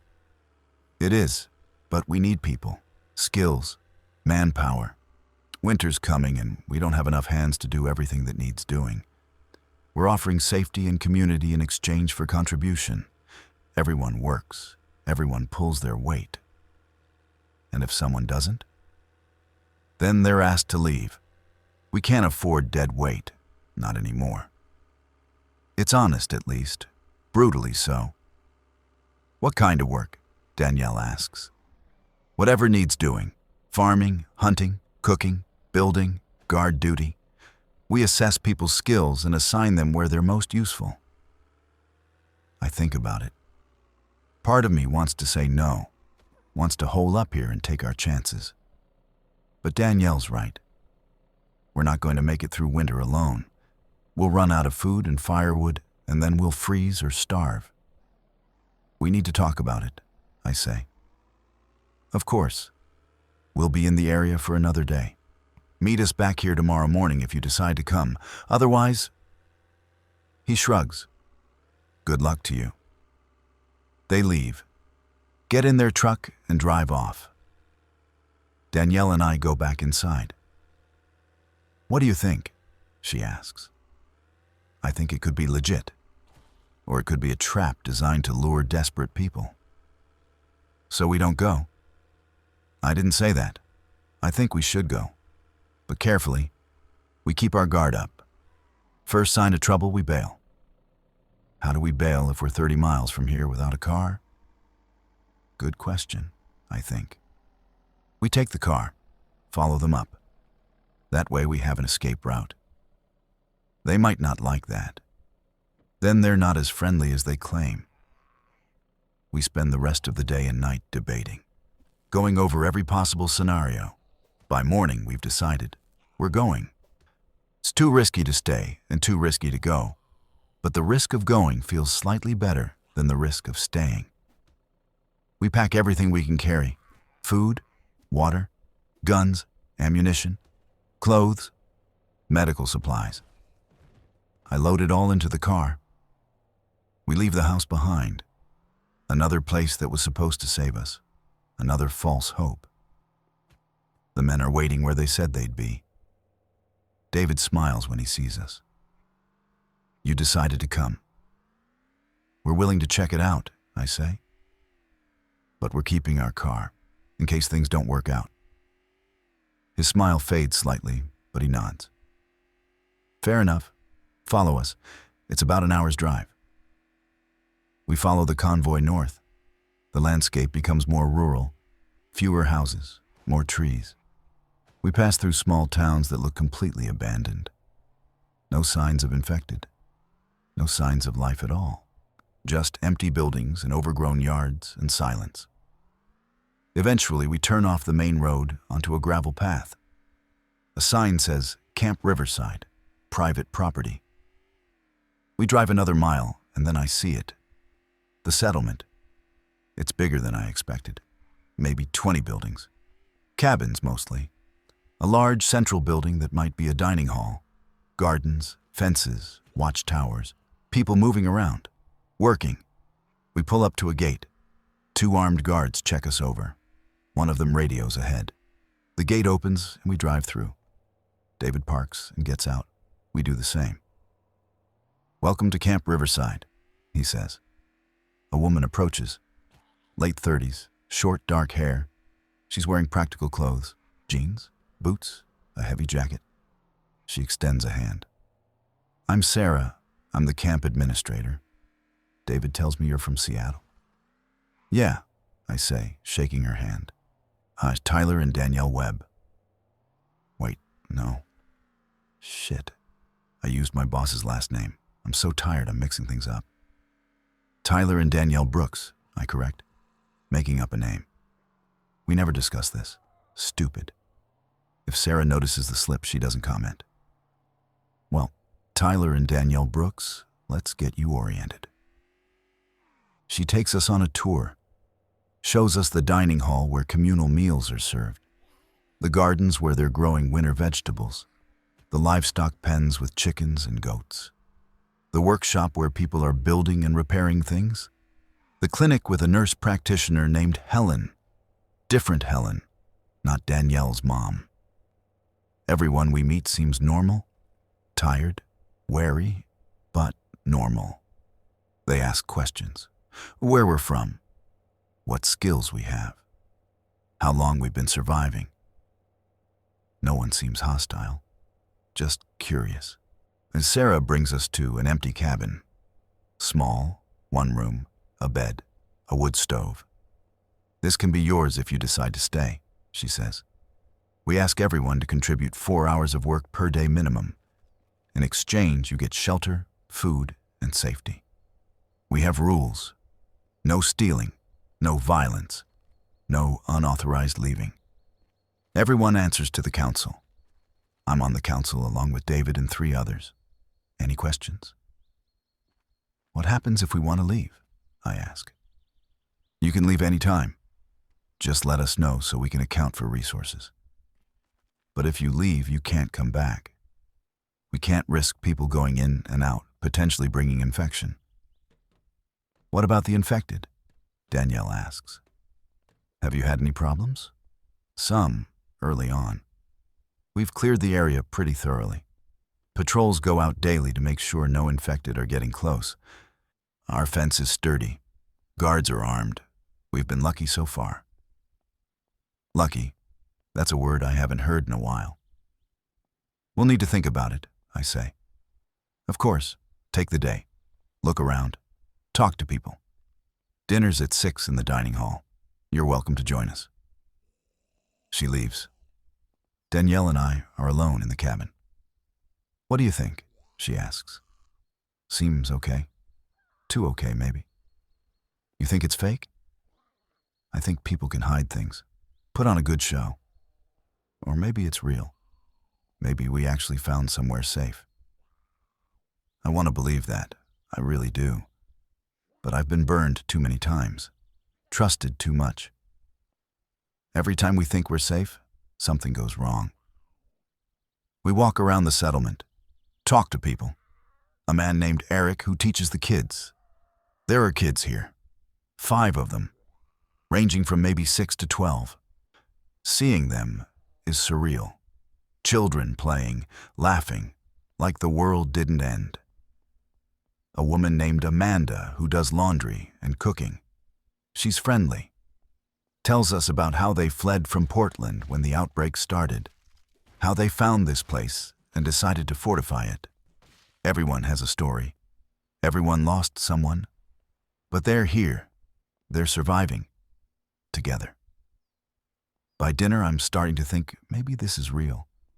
Maybe we got lucky. The dining hall is crowded. 40 people, Sarah said, and it looks about right. They serve stew, actual stew with vegetables and meat and bread. Real bread. My mouth waters. We sit and eat, and people ask us questions, and we answer vaguely. Don't want to give too much away yet. But the atmosphere is warm. Communal. It feels like... God, it feels like home. After dinner, David pulls me aside. So, what do you think? You staying? I look at Danielle. She's talking to Amanda, smiling. Actually smiling. I haven't seen her smile in weeks. Yeah, I say. We're staying. Good. We need people like you, strong, resourceful. We'll put you to work, but I think you'll find it's worth it. That night, Danielle and I lie in the cabin's bed, and for the first time in forever, I feel like maybe we're going to be okay. This could be good, Danielle whispers. Yeah. We could build a life here. Maybe. You're still worried. Old habits. She snuggles closer. Try to relax. We're safe now. I want to believe her. I close my eyes and let myself hope. The first week is good. They assign me to the building crew. We're winterizing cabins, insulating walls, fixing roofs. It's hard work, but satisfying. Danielle gets assigned to the kitchen. She helps Amanda with meals, seems to enjoy it. Nights we collapse exhausted, sleep deeply. No nightmares, no infected clawing at doors. Just silence and warmth and peace. The second week, the cracks start to show. I notice the guards. They're always armed, always watching. Not just watching the perimeter, watching us, the people inside. I notice the rations. Everyone gets the same amount, but the council members seem to eat more. Better portions. I mention it to Eric. Best not to question it, he says quietly. Just keep your head down and work. That's a red flag, but I don't push it. The third week, someone tries to leave. A man named Paul. He gets caught at the gate trying to sneak out at night. They bring him to the dining hall the next morning. Everyone's required to attend. Sarah stands at the front. Paul's on his knees. 2 guards are holding him. Paul has broken our rules, Sarah says. He attempted to leave without permission, without informing the council. This is theft. He's been consuming our resources under false pretenses. I just wanted to check on my sister, Paul says. She's in Olympia. I need to know if she's alive. We all have people we've lost, Sarah says coldly. That doesn't give you the right to endanger this community. I wasn't going to endanger anyone. I was just... One of the guards hits him, hard, across the face. Paul goes down. I start to stand. Danielle grabs my arm, shakes her head. Paul will be expelled from the settlement, Sarah announces. He'll be given 1 day's worth of food and water. After that, he's on his own. They drag him out. He's crying, begging. No one helps him. That night, I tell Danielle we need to leave. What? Why? Because this place isn't what we thought. It's a dictatorship. Sarah and the council have all the power. Anyone who steps out of line gets punished. So we keep our heads down, follow the rules. Until when? Until they decide we're not useful anymore? Until we question something and end up like Paul? You're being paranoid again. Am I? Did you see what they did to him? He was breaking the rules. Trying to leave. They have to maintain order. By beating people? By expelling them to certain death? She's quiet. Then, where would we even go? We gave up the farmhouse. We don't have supplies. It's almost winter. She's right. We're trapped. We walked into this willingly, and now we can't walk out. I start planning anyway. Quietly. Watching routines, guard rotations, where supplies are kept, how the gates work. David notices. Pulls me aside one day. You seem distracted, he says. Just tired. You're not thinking about leaving, are you? Because that would be very stupid. It's not a question. It's a threat. No, I lie. We're happy here. Good. Because we've invested resources in you, fed you, sheltered you. It would be a shame if you didn't repay that investment. He walks away, and I feel cold dread settling in my stomach. This is a prison. A comfortable prison, but a prison nonetheless. That night, I tell Danielle everything. My observations, my fears. She listens without interrupting. We're stuck here, I finish. They're not going to let us leave. Then we make it work. It's not ideal, but it's better than being out there alone. Is it? Yes. Tyler, look around. We have food, warmth, other people. So what if the council is a bit authoritarian? That's the price we pay for security. That's what you're willing to accept? That's what I have to accept. Because the alternative is death. We're on opposite sides now. She wants to stay. I want to go. The argument escalates. Voices raised, angry words, things we don't mean. Finally, she storms out, slams the cabin door behind her. I sit alone in the dark and wonder how we got here, how everything went so wrong so fast. A knock at the door. I open it expecting Danielle. It's Sarah. May I come in? I step aside. She enters, looks around the cabin like she's appraising it. David tells me you might be having second thoughts about staying, she says. No, we're fine. Are you? Because it seems like you're causing discord. Anna questioning our methods. That's problematic, Tyler. I'm not questioning anything. Good. Because we can't have dissent. This community survives because everyone follows the rules. Everyone trusts the council's leadership. If people start questioning, start doubting, everything falls apart. You understand that, don't you? Yes. I'm glad. Because I'd hate to lose you. You're a hard worker, useful. We need people like you. She pauses. But we need loyal people. Can I count on your loyalty? The way she asks makes it clear there's only one acceptable answer. Yes, I say. Excellent. I'll let you get some rest. Big day tomorrow. We're expanding the garden. Need all hands. She leaves. I lock the door behind her and lean against it, breathing hard. We're prisoners, and there's no way out. Danielle comes back an hour later. Her eyes are red from crying. I'm sorry, she says. Me too. Can we just try to make this work, please? I pull her close. Yeah, we'll make it work. But even as I say it, I'm thinking about the guns hidden under the bed, about the fence, about guard rotations, about how to get us out of here before it's too late. Because this place might be survival, but it's not living. And I didn't fight through the end of the world just to become a slave to someone else's vision of order. We'll bide our time, play along, and when the moment is right, we'll run. We have to. Because I made a promise to keep Danielle safe. And I'm starting to realize that staying here might be the most dangerous thing we've ever done. The work continues. Days blend together. I haul lumber, hammer nails, dig trenches for the garden expansion. My hands blister and callous. My back aches constantly. But I keep my head down, smile when spoken to, agree with everything Sarah or David or anyone on the council says. I'm playing a role, the compliant survivor, the grateful refugee who knows how good he has it. Inside, I'm watching, learning, planning.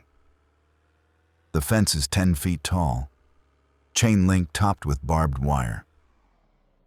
There are 3 gates, main gate at the front, service gate on the east side, emergency exit on the west. The emergency exit is locked with a padlock. I've seen the guards check it during rounds. Guard rotation changes every 6 hours. Midnight, 6 a.m., noon, 6 p.m. During the shift change, there's about 10 minutes where coverage is thin. People transitioning, handing off, that's the window. Supplies are kept in a locked storage building near the dining hall. Food, medicine, ammunition. The council has keys. Sarah keeps hers on a lanyard around her neck, never takes it off even when sleeping. I know because I've watched her cabin at night. Creepy? Maybe. Necessary? Definitely. Our car's parked in a lot near the main gate. They took our keys the second week, said it was for inventory purposes, said they'd give them back if we needed them. Lies. The cars are locked up tight. Guards watch them. I need a new plan, something that doesn't involve the car. There's a service road that runs along the eastern edge of the property, used for bringing in supplies back when this was a summer camp. It's overgrown now, but passable on foot. It leads to the main highway about 3 miles through the woods. If we can get to that road, we can disappear, walk to another town, find another car, or start over somewhere else. The problem is getting past the fence, and the guards, and doing it without getting caught. I need tools. A wire cutter would be ideal, but those are kept in the locked workshop. I could maybe break in, but that would alert people. Too risky. I'm thinking about this while working on a cabin roof when Eric climbs up next to me. "You're planning something," he says quietly. I freeze. "What?" "Don't play dumb. I've seen that look before. You're planning to run." "I don't know what you're talking about." "Look, I don't care. Your business. But you should know it's been tried. 3 times since I've been here. No one's made it." "What happened to them?" "Sarah sent patrols, hunted them down, brought them back, made examples. You don't want to know details." My stomach drops. What kind of examples?" Eric doesn't answer, just looks at me with haunted eyes, then climbs back down the ladder. That night I tell Danielle what Eric said. "So we can't leave," she says. It's not a question, more like resignation. We can't. We just have to be smarter, not get caught. Tyler, maybe Eric's right. Maybe we should just accept this. It's not perfect, but it's survival. At what cost? Our freedom? Our dignity? Those things don't matter if we're dead. They matter to me. She turns away. I can't do this argument again. I'm tired. I'm so tired. I let it drop. But I don't stop planning. A few days later, something happens that changes everything. New people arrive. A family, mother, father, 2 kids. They look rough, malnourished, scared. Sarah welcomes them warmly, gives them the orientation speech, assigns them a cabin. I watch from a distance. The father looks familiar. It takes me a minute to place him. Then I realize I've seen him before, in Seattle. He was in line behind us at Costco that first day when everything was falling apart. Small world. Or maybe not. Maybe there's only so many places to run. The family settles in. The kids join Eric's school. The parents get assigned work. Everything seems normal. Then a week later, the mother comes to dinner with bruises on her arms. I notice. So does Danielle. We exchange glances but don't say anything. The next day, the bruises are on her face. I pull Eric aside. What's going on with the new family? Don't ask questions you don't want answers to, he says. Eric, tell me. He sighs. David took a liking to the mother, asked her to his cabin. She refused. He didn't take it well. He hit her. And when the husband tried to intervene, David had him beaten by the guards, put him on restricted rations as punishment. I feel rage building, white hot. And no one's stopping this? Who would? The council runs everything. Sarah backs David. The guards follow orders. Anyone who objects ends up expelled or worse. This is insane. This is survival. You do what you have to do to stay alive, even if that means looking the other way. I can't look away. Not from this. That night I find the husband. His name is Robert. He's sitting alone outside his cabin, face swollen, ribs probably broken. Hey, I say, you okay? He looks at me with dead eyes. What do you think? I think this place is fucked up, and I think we should do something about it. Like what? Fight back? And they have all the guns, all the power. We're nothing. We're not nothing. We're survivors. We made it this far. We don't have to roll over and take this. You got a plan? Working on it. But I'm going to need help. You in? He thinks for a long moment, then nods. Yeah, I'm in. Over the next week, I recruit quietly. Robert, Eric, a woman named Jennifer whose husband was expelled for stealing extra food for their sick daughter. A young guy named Chris who's been here 6 months and hates every second of it. 5 of us. Not much, but it's something. We meet in secret, late at night in the woods beyond the cabin, plan our escape. We need weapons, Chris says. We can't do this unarmed. Workshop has tools, I say. Not guns, but better than nothing. Hammers, knives, something. How do we get in? Jennifer asks. I've been watching. The lock is old. I think I can pick it. You know how to pick locks? I've seen YouTube videos. Everyone stares at me. Look, it's better than nothing. Robert speaks up. Even if we get weapons, how do we get past the guards? We create a distraction, something big enough to pull guards away from the gates. Like what? I've been thinking about this. Fire. We set one of the empty cabins on fire. Everyone rushes to put it out, guards included.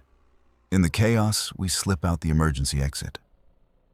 That's incredibly risky, Eric says. All of it's risky. But staying here is riskier. At least this way we're making our own choice. They agree. We set a date. 3 days from now. Gives us time to prepare, gather supplies, get ready. I don't tell Danielle. Can't risk it. She'll try to stop me. Or worse, she'll tell Sarah thinking she's protecting me. The night before, I can barely sleep. Danielle's next to me, breathing softly. I look at her in the moonlight. My wife, the person I've fought to keep alive through all of this. Tomorrow I'm either saving her or getting us both killed. I get up. Can't lie still anymore. Go outside. The camp is quiet. A few guards on patrol. Otherwise, stillness. I walk to the fence. Stand there looking out at the dark woods beyond. Freedom is right there. So close, just on the other side of this barrier. Couldn't sleep? I spin around. It's Sarah. She's standing 10 feet behind me. How long has she been there? Just needed some air, I say. Funny place to get air. Right at the fence, like you're thinking about what's out there. I was just walking. She moves closer. Tyler, I've been watching you. You're not happy here. I can see it. The way you look at people. The way you tense up when David or I speak. You're planning something.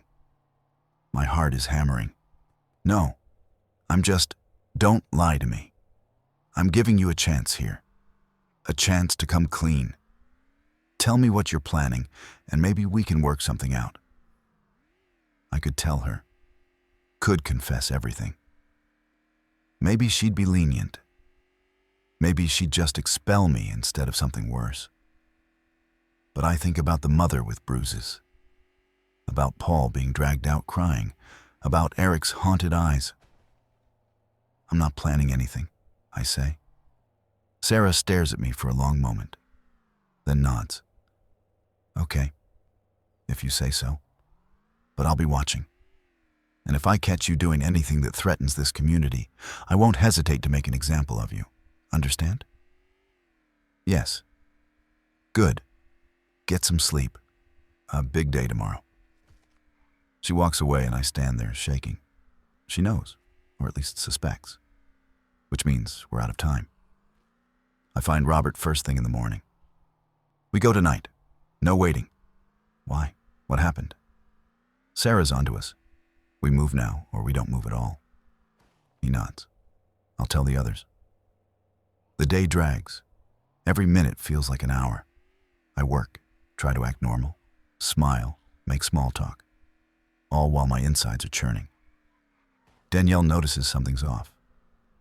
You okay? She asks at dinner. Fine, just tired. You sure? You seem weird. I'm sure.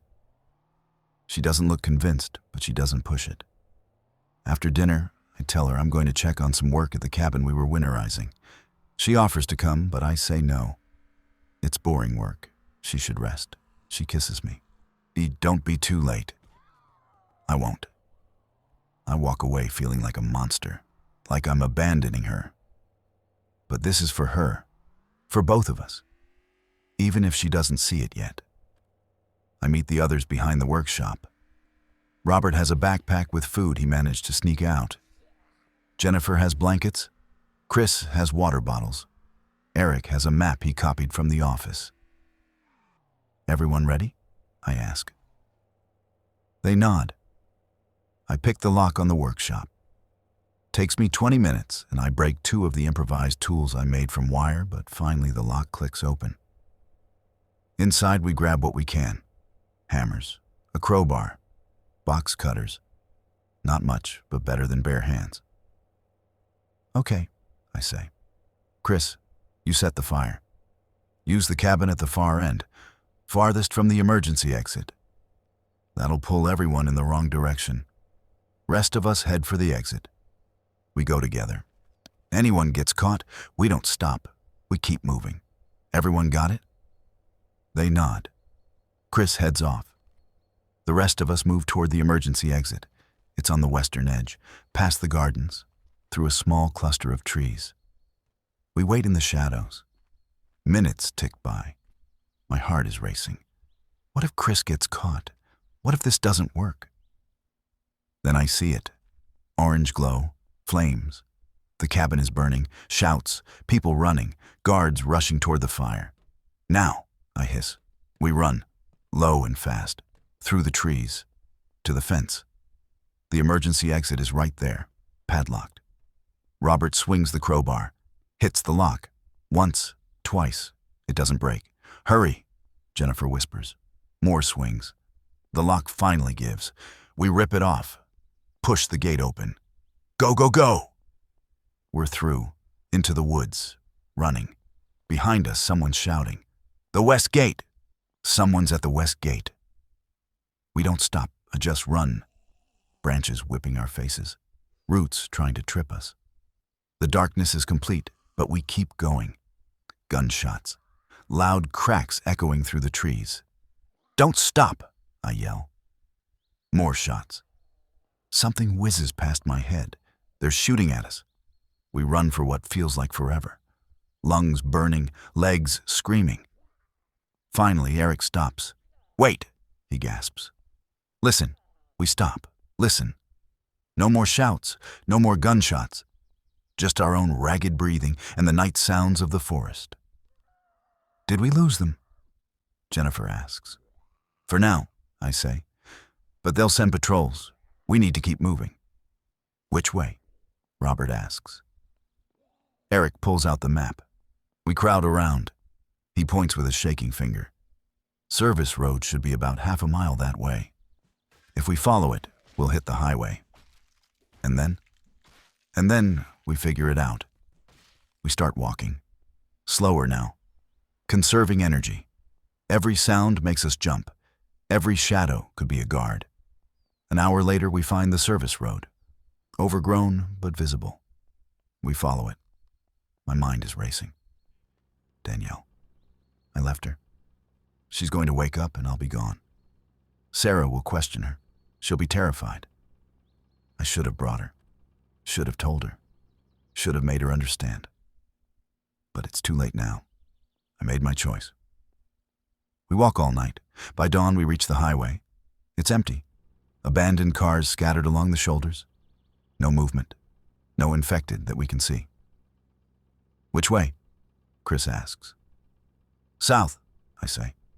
"Away from the camp. Away from Seattle. Find a town. Find supplies. Start over." "What if they come after us?"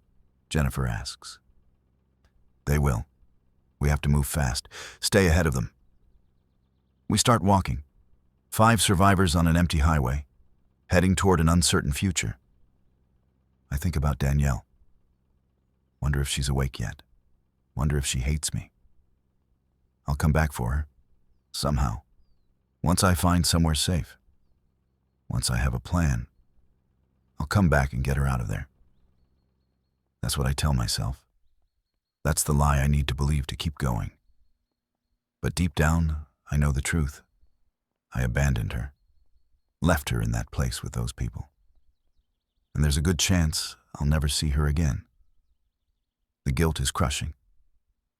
But I push it down. Focus on walking, on surviving, one foot in front of the other. That's all I can do now. We walk for 3 days, sticking to back roads, avoiding towns where we can, sleeping in abandoned cars or buildings, eating what little food Robert managed to bring. On the 4th day, we see smoke, a lot of it, coming from the direction we're headed. "Could be another settlement," Eric says. "Could be infected," Chris counters.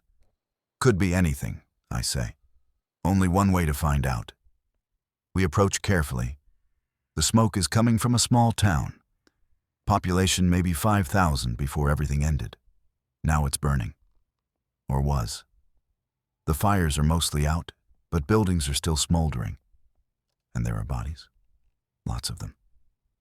What happened here? Jennifer breathes. We walk through the street. The bodies are infected. Dozens of them. Hundreds, maybe. All dead, shot, burned, destroyed. "Someone cleared this place out," Robert says. "Who?" "Military, maybe, or survivors. Doesn't matter. Point is, there's no infected here now. Might be supplies." We search the buildings. Most have been picked clean, but we find some canned goods. Bottled water, a first aid kit. It's not much, but it's something. We also find a truck, keys still in it. Engine turns over. "We have wheels?" Chris says, grinning. For the first time in days, I feel something like hope. We load up and drive south. Keep going until we're far from Camp Riverside. Far from Seattle. Far from everything. Eventually, we find a small house, isolated, off the main road, It's empty but intact. We clear it, make sure it's safe, then we settle in. What now? Eric asks. Now we survive, I say. Same as always. But it's different this time. We're not under anyone's thumb, not following someone else's rules. We're free. And freedom, it turns out, is terrifying. Days become weeks. We establish routines, scavenging runs, guard duty, maintaining the house. It's not so different from the camp, except we're in charge. We make the decisions. At night, I lie awake thinking about Danielle, wondering if she's okay, if she's eating enough, if David is bothering her, if Sarah punished her for my escape. The guilt is a constant weight. But I can't go back. Not yet. Not empty-handed. I need to build something first, create a place that's actually safe. Then I can go get her. That's the plan anyway. One night, Robert pulls me aside. You're not going back for her, are you? I don't answer. Look, man, I get it. You feel guilty. But you made the right choice. That place was a prison. You freed yourself. Sometimes that's all you can do. I left her there. You left her alive. That's more than a lot of people can say about their loved ones. He's right. Intellectually, I know he's right. But it doesn't make the guilt any easier to bear. Winter comes. Snow falls. The house is cold even with the fireplace going. We're running low on firewood and food. We'll need to scavenge again soon, but the roads are getting icy. Dangerous. Chris volunteers, takes the truck out. He's gone for 3 days. When he comes back, the truck is loaded with supplies. Where did you find all this? I ask. There's a Walmart about 20 miles south. Looks like it got hit hard, but the back storage room was untouched. Fucking gold mine. We unload. Canned goods, dry goods, batteries, medicine. Enough to last us months if we're careful. We should go back, Jennifer says. Get more while it's still there. Agreed, I say. Now we'll do runs every few weeks. Load up before someone else finds it. The plan works. We make 3 more trips, each time coming back loaded. By February, we have enough supplies to last through spring. And that's when I see her. We're on a scavenging run. I'm in the truck with Chris. We're stopped at a gas station trying to find something to siphon gas with. A car passes on the highway, moving fast. I glance up and see the driver. It's Danielle. I'm sure of it. Same hair, same profile. It's her. Follow that car, I tell Chris. What? That car. Follow it. Now. He doesn't argue. Just starts the truck and pulls out. We chase the car. It's moving fast, but so are we. We gain on it. Then it turns off onto a side road. We follow. The road gets narrower, rougher. We're in the woods now. The car stops. The driver gets out. It's not Danielle. It's a woman about her age. Blonde hair, same build, but different face, different everything. Sorry, I tell Chris. I thought, never mind. We drive back in silence. I feel like an idiot. Of course it wasn't her. She's still at the camp, still trapped. Or maybe she's not. Maybe she escaped. Maybe she's out here somewhere looking for me. Or maybe she's dead. I don't know which possibility is worse. The weeks drag on. More scavenging, more surviving. The group settles into a comfortable routine. Eric starts teaching me and Chris basic medical skills from a book he found. Jennifer learns to trap small game. Robert works on getting a generator running. We're building something. Slowly but surely. A life. But I can't stop thinking about Danielle. Can't stop seeing her face in every blonde woman we pass. Can't stop the guilt. One night I make a decision. I'm going back. Not to stay, just to check on her. Make sure she's okay. Give her the option to come with me. I tell the others. That's suicide, Chris says. Maybe, but I have to try. They'll catch you, kill you. Maybe. Or maybe I'll get lucky. Eric shakes his head. You're not thinking straight. You're letting guilt cloud your judgment. Probably. But I'm going anyway. Robert stands. Then I'm going with you. No. You have your family. Your kids. You stay here. My family's the reason I understand why you have to do this. You can't do it alone. In the end, Robert and I leave together. Take the truck north. Back toward Camp Riverside. Back toward the place we escaped from. It takes 2 days. We approach carefully. Park the truck a mile out and walk in, and the camp looks the same. Fence, guards, cabins, smoke rising from chimneys. We watch from the tree line. I scan for Danielle. Don't see her. How do we do this? Robert whispers. I go in. You stay here as backup. If I'm not out in 2 hours, you leave without me. Tyler. That's the plan. Non-negotiable. He doesn't like it, but he agrees. I wait until dark. Then I move. Stay low. Avoid the guards. Make my way to the cabin Danielle and I shared. The door is unlocked. I slip inside. The cabin's empty. No one here. But there are signs someone's living here. Blankets on the bed, clothes folded on a chair. I search quickly, looking for any sign of where Danielle might be. Find nothing. The door opens behind me. I spin, gun raised. It's David. Tyler, he says calmly, we've been expecting you. Before I can react, guards rush in. 3 of them. They grab me, disarm me, pin me to the floor. Where is she? I shout. Where's Danielle? David smiles. Oh, she's fine. Better than fine, actually. She's been very cooperative since you left. Very grateful for our protection. I don't believe you. You don't have to. You'll see for yourself. They drag me out. Through the camp. People stare. I recognize some of them. They look away. They bring me to the dining hall. Sarah's there. And Danielle. She's sitting at a table, eating. She looks up when I'm dragged in. Her eyes widen. Tyler? Danielle? Thank God you're okay. Come on, we're leaving. She doesn't move. Danielle? I'm not going, she says quietly. What? I'm not going with you. I'm staying here. I stare at her.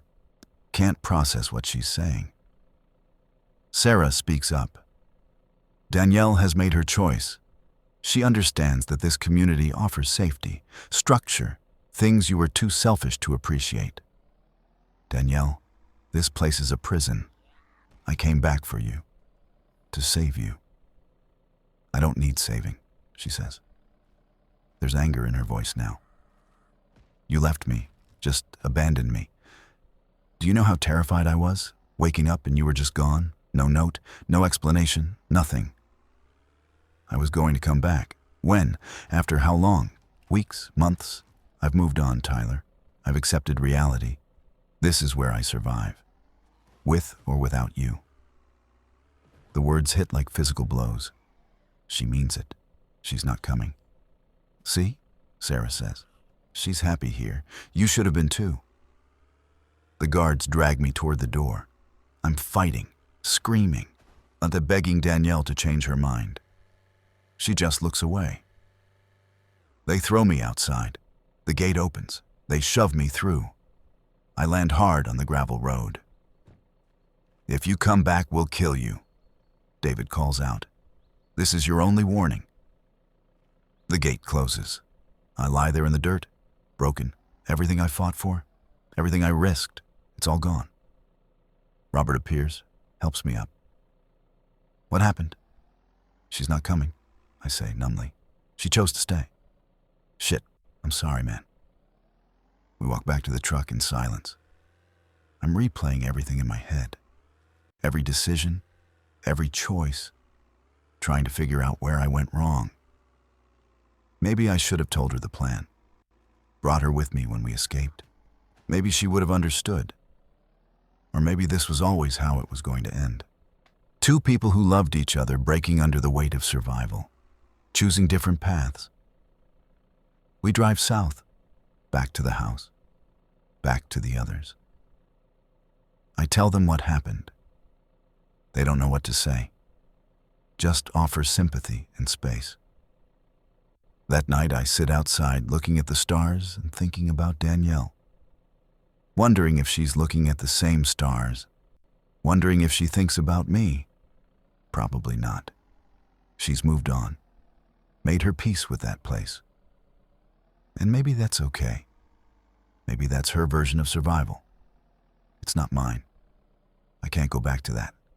Can't live under someone else's control, even if it means being alone.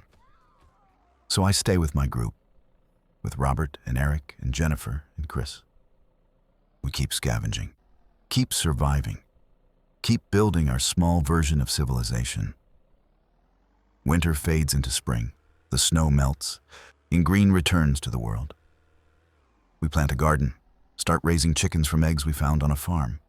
Life continues, different than before, smaller, but it's ours. And slowly, painfully, I start to let go of Danielle, of the guilt, of the idea that I could have saved her. She saved herself, made her choice, and I have to respect that. Even if it breaks my heart. The world ended, but we're still here, still fighting, still surviving. And maybe, just maybe, that's enough. The garden grows through spring and into summer. Tomatoes, beans, squash. We're producing food now instead of just consuming scavenged supplies. It feels like progress, like we're building towards something sustainable. Robert's kids help with the chickens. They're good kids, resilient.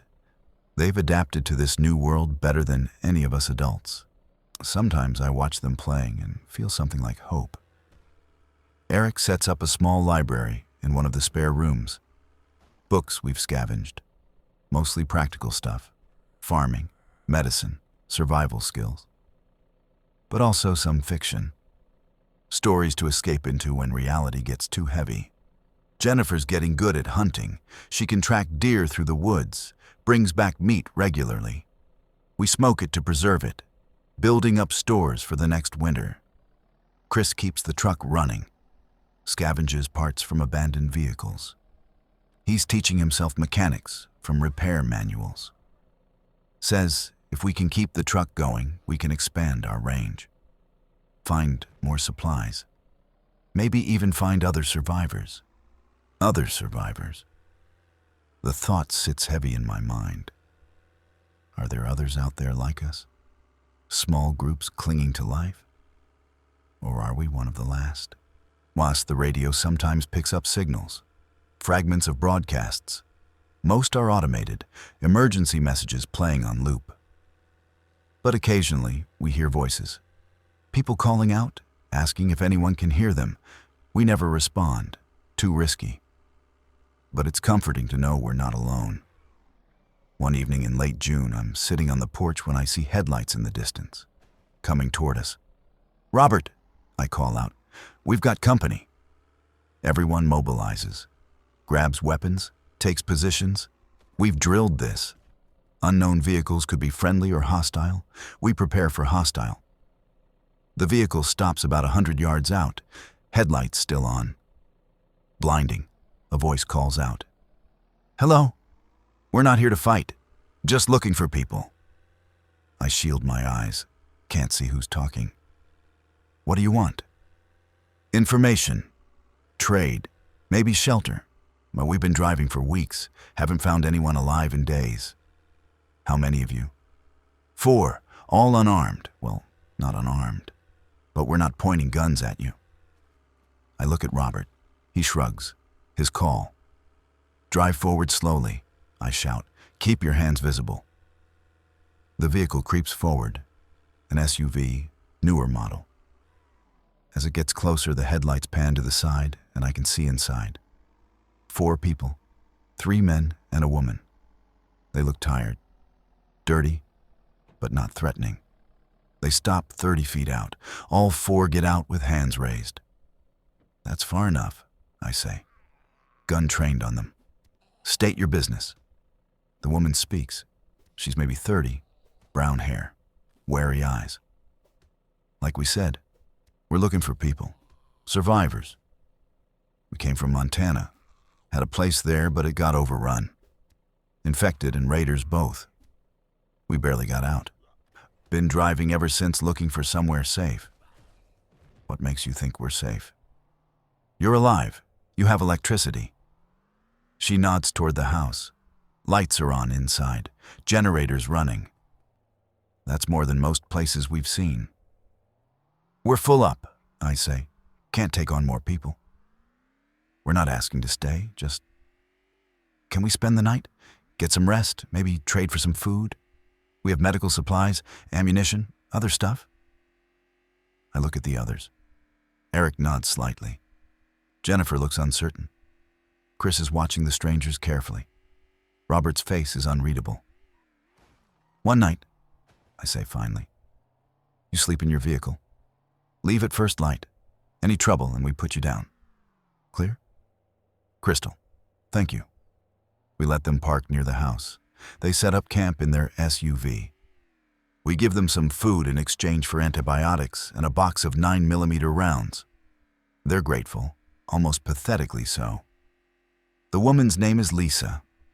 The men are her brother Kyle and two friends, Marcus and Devin. Different Marcus again. The world is running out of names, apparently. They tell us about Montana, about how their community of about 30 people held out for months before a horde of infected showed up. Thousands of them, moving together like some kind of nightmare migration. They tried to fight, but there were too many. Most of the community died. These four escaped.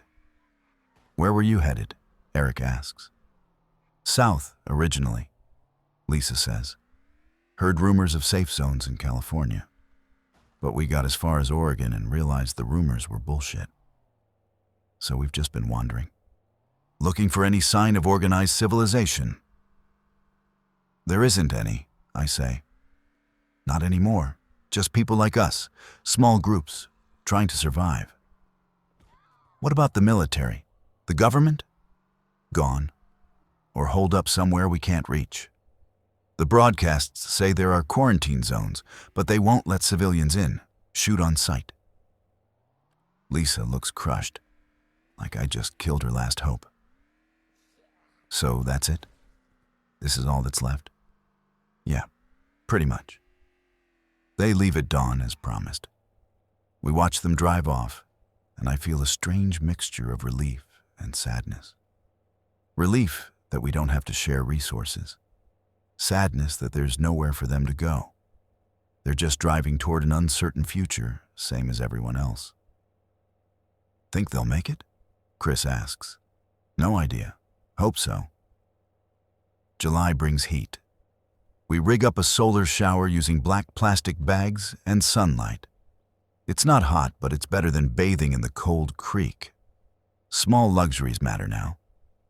The garden is producing well. We're eating fresh vegetables.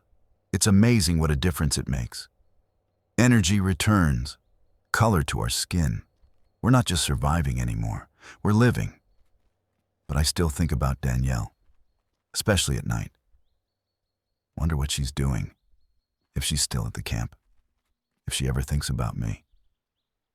Probably not. She made her choice. I made mine. That's how it had to be.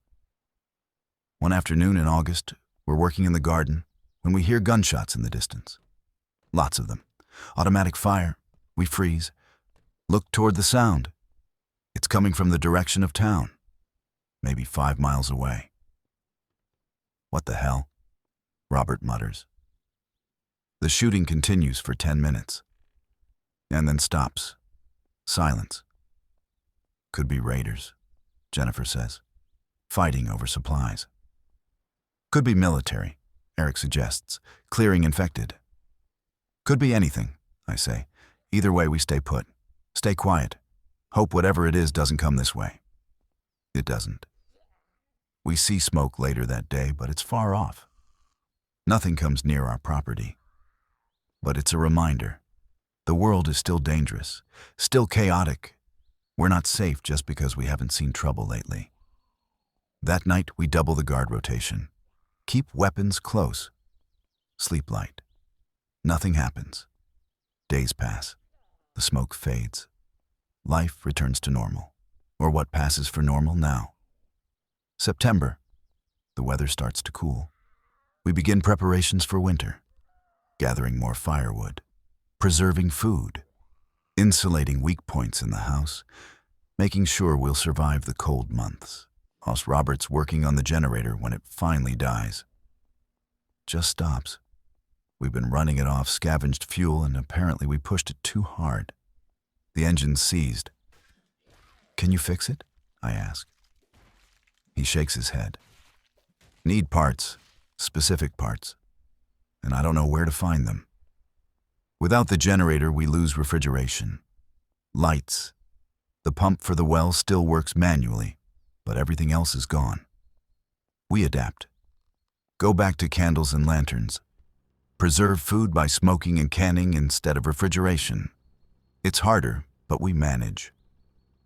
Chris suggests we go looking for another generator. There's a hardware store about 10 miles north. Might have one. That's getting close to Camp Riverside territory, I say. So, we avoid the camp. Just hit the hardware store and get out.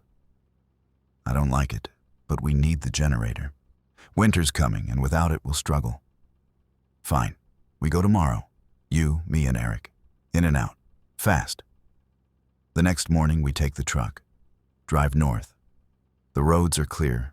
No infected. No people. Just emptiness. The hardware store is in a small town called Millbrook. Population maybe 3,000 before. Now it's a ghost town.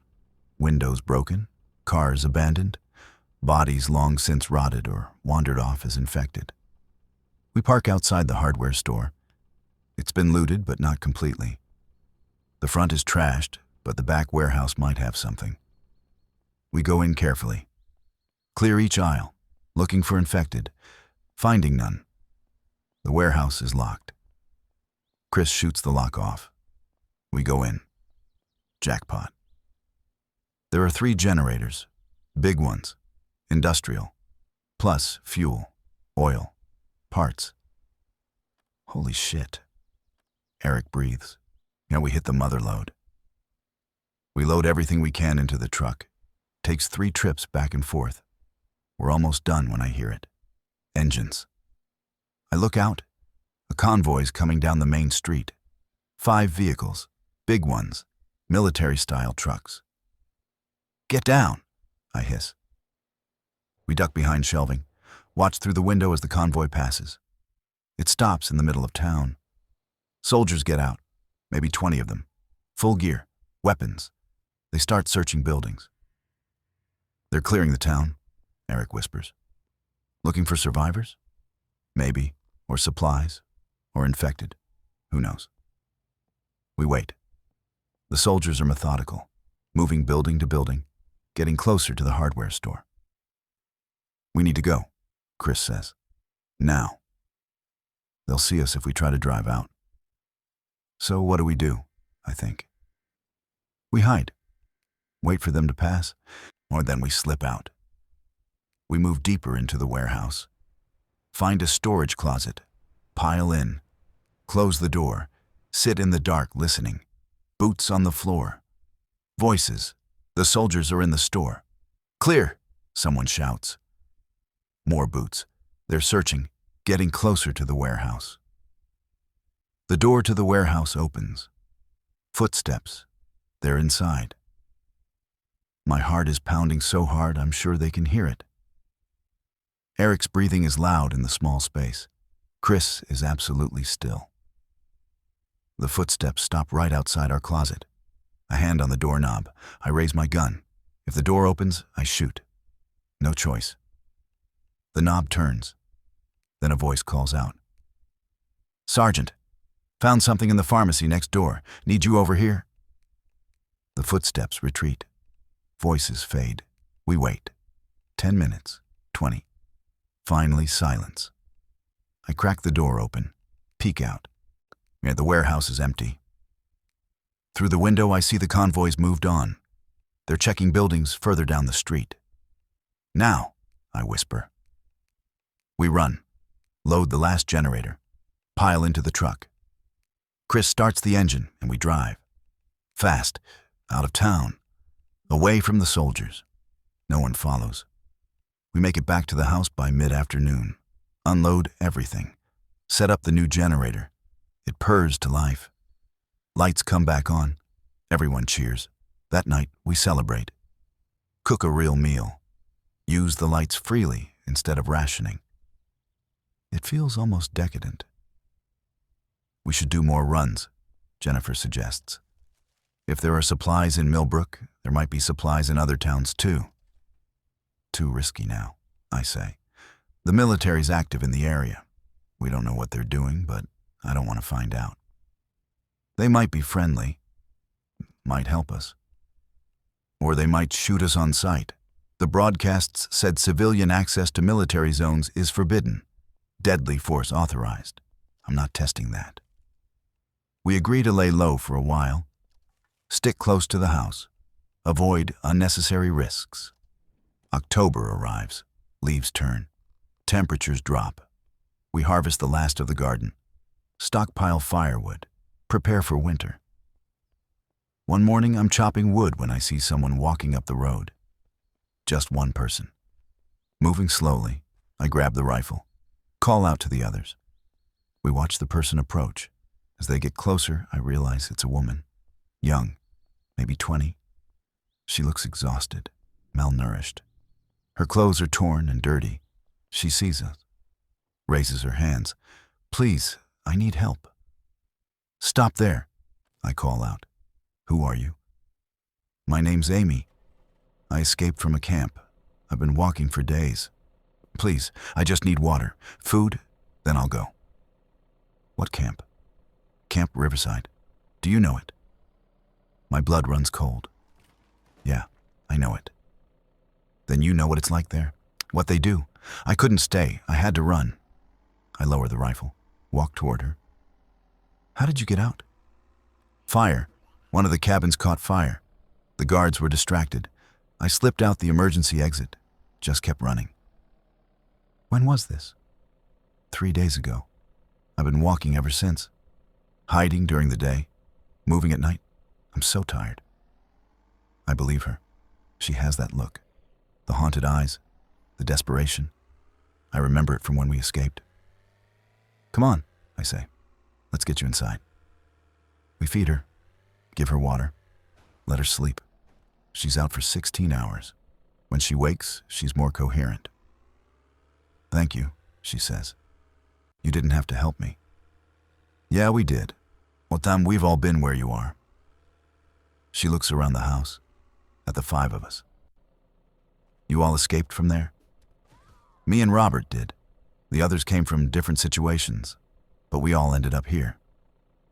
Is this place safe? Safe as anywhere can be. She starts crying. I was so scared they'd find me, drag me back. They killed the last person who tried to escape, made everyone watch. I remember Eric's haunted eyes, the examples Sarah made. Yeah, I can imagine. You're safe now, I tell her. They won't find you here. Amy stays. We have enough supplies for one more person, and she's useful, knows how to sew, can cook, helps with the chickens. She tells us more about the camp, how it's changed since we left, how David's gotten worse, more violent, more controlling, how Sarah's implementing stricter rules, curfews, rationing, and punishments for minor infractions. There's talk of rebellion, she says.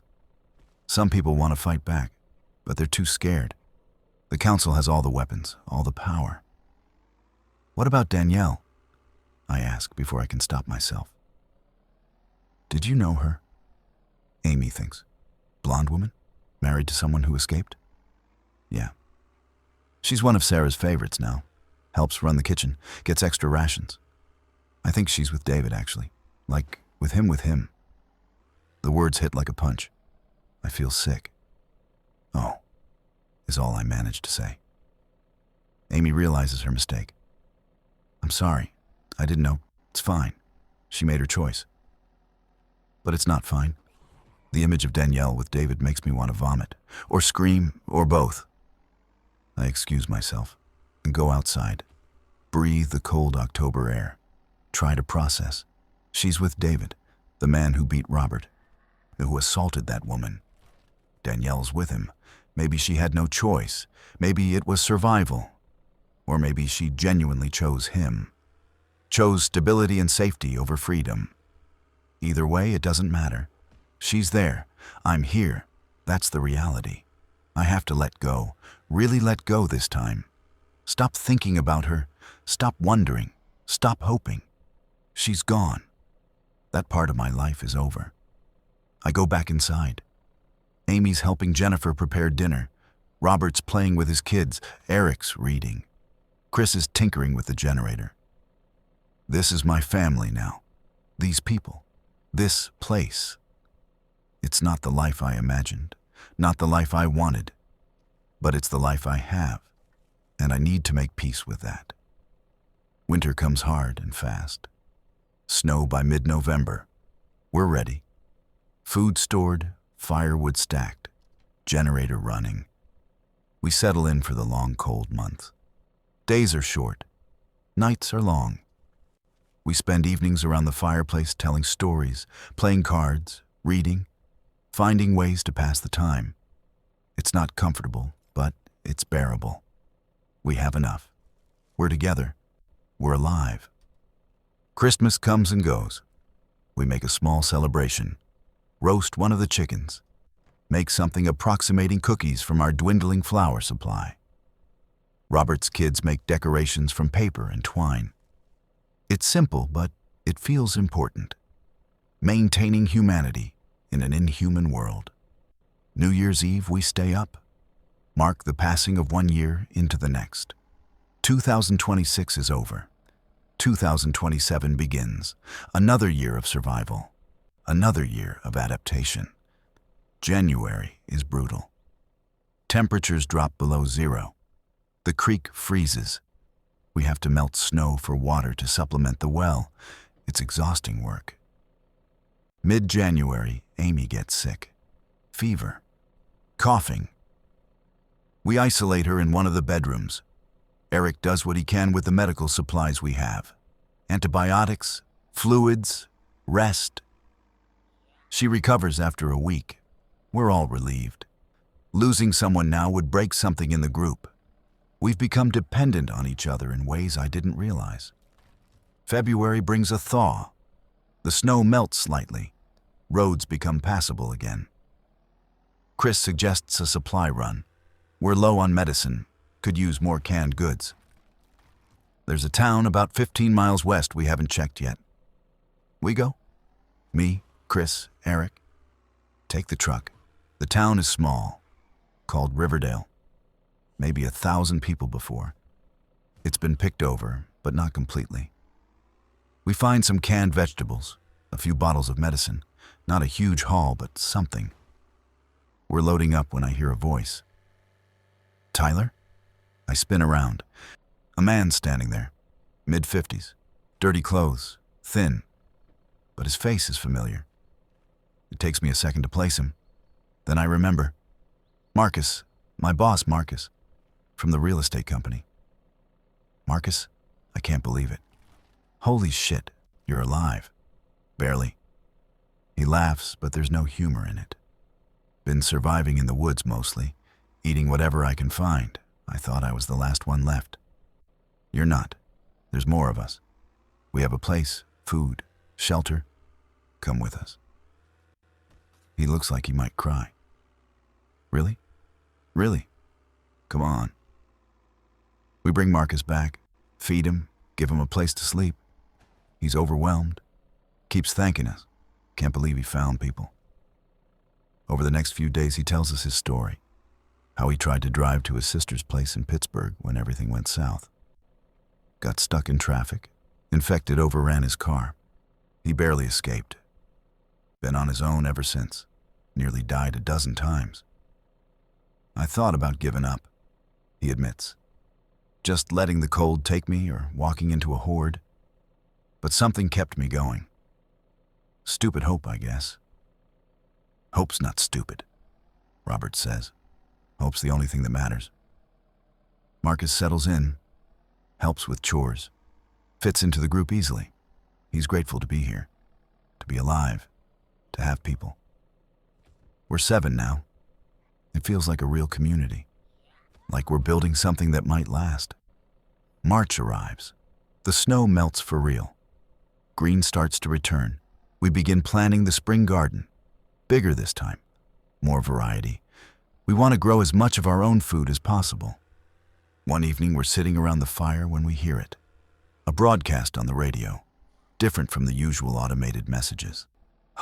This is General Howard broadcasting from Forward Operating Base Cascade. We are establishing safe zones for civilian survivors in the Pacific Northwest. If you can hear this message, make your way to the following coordinates. He reads off coordinates. Eric scrambles to get the map, plots them. That's about 50 miles north, he says, near where Camp Riverside is. Could be legit, Chris says. Military safe zone, real protection. Or it could be a trap, I counter. How do we know it's really military? Could be anyone broadcasting. Why would someone fake a military broadcast? To lure people in, steal their supplies. Happens all the time, apparently. We debate for hours. Should we go? Should we stay? Is this the chance we've been waiting for? Or is it too good to be true? Finally, we vote. 4 want to go.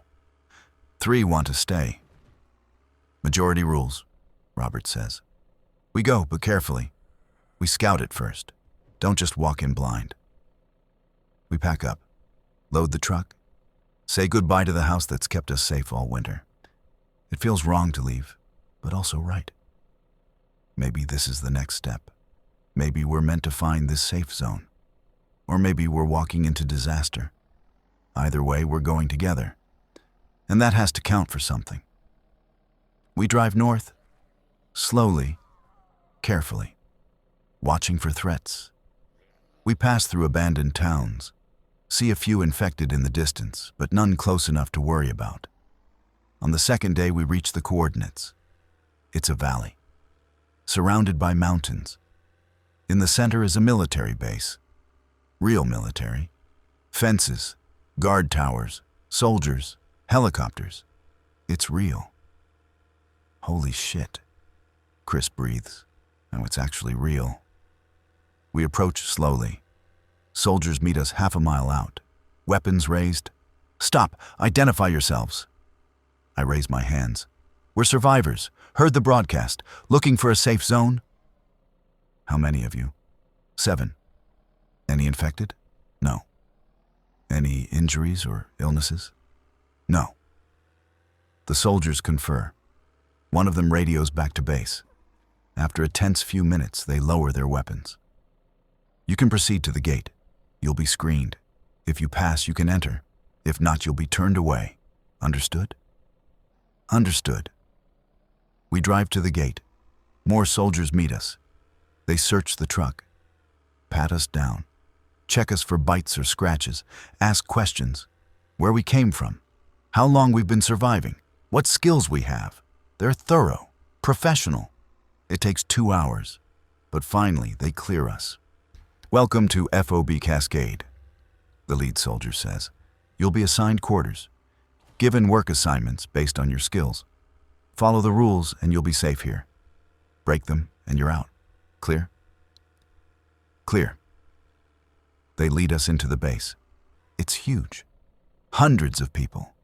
Civilians and military both. Gardens, buildings, structure, organization. It's civilization. Or the closest thing to it that still exists. We're shown to barracks. Simple. Bunks, shared bathrooms. But it's clean, safe, warm. That night I lie in my bunk staring at the ceiling. thinking about everything that's brought us here. The house in Bellevue, the farmhouse, the winter in the woods, the long journey north.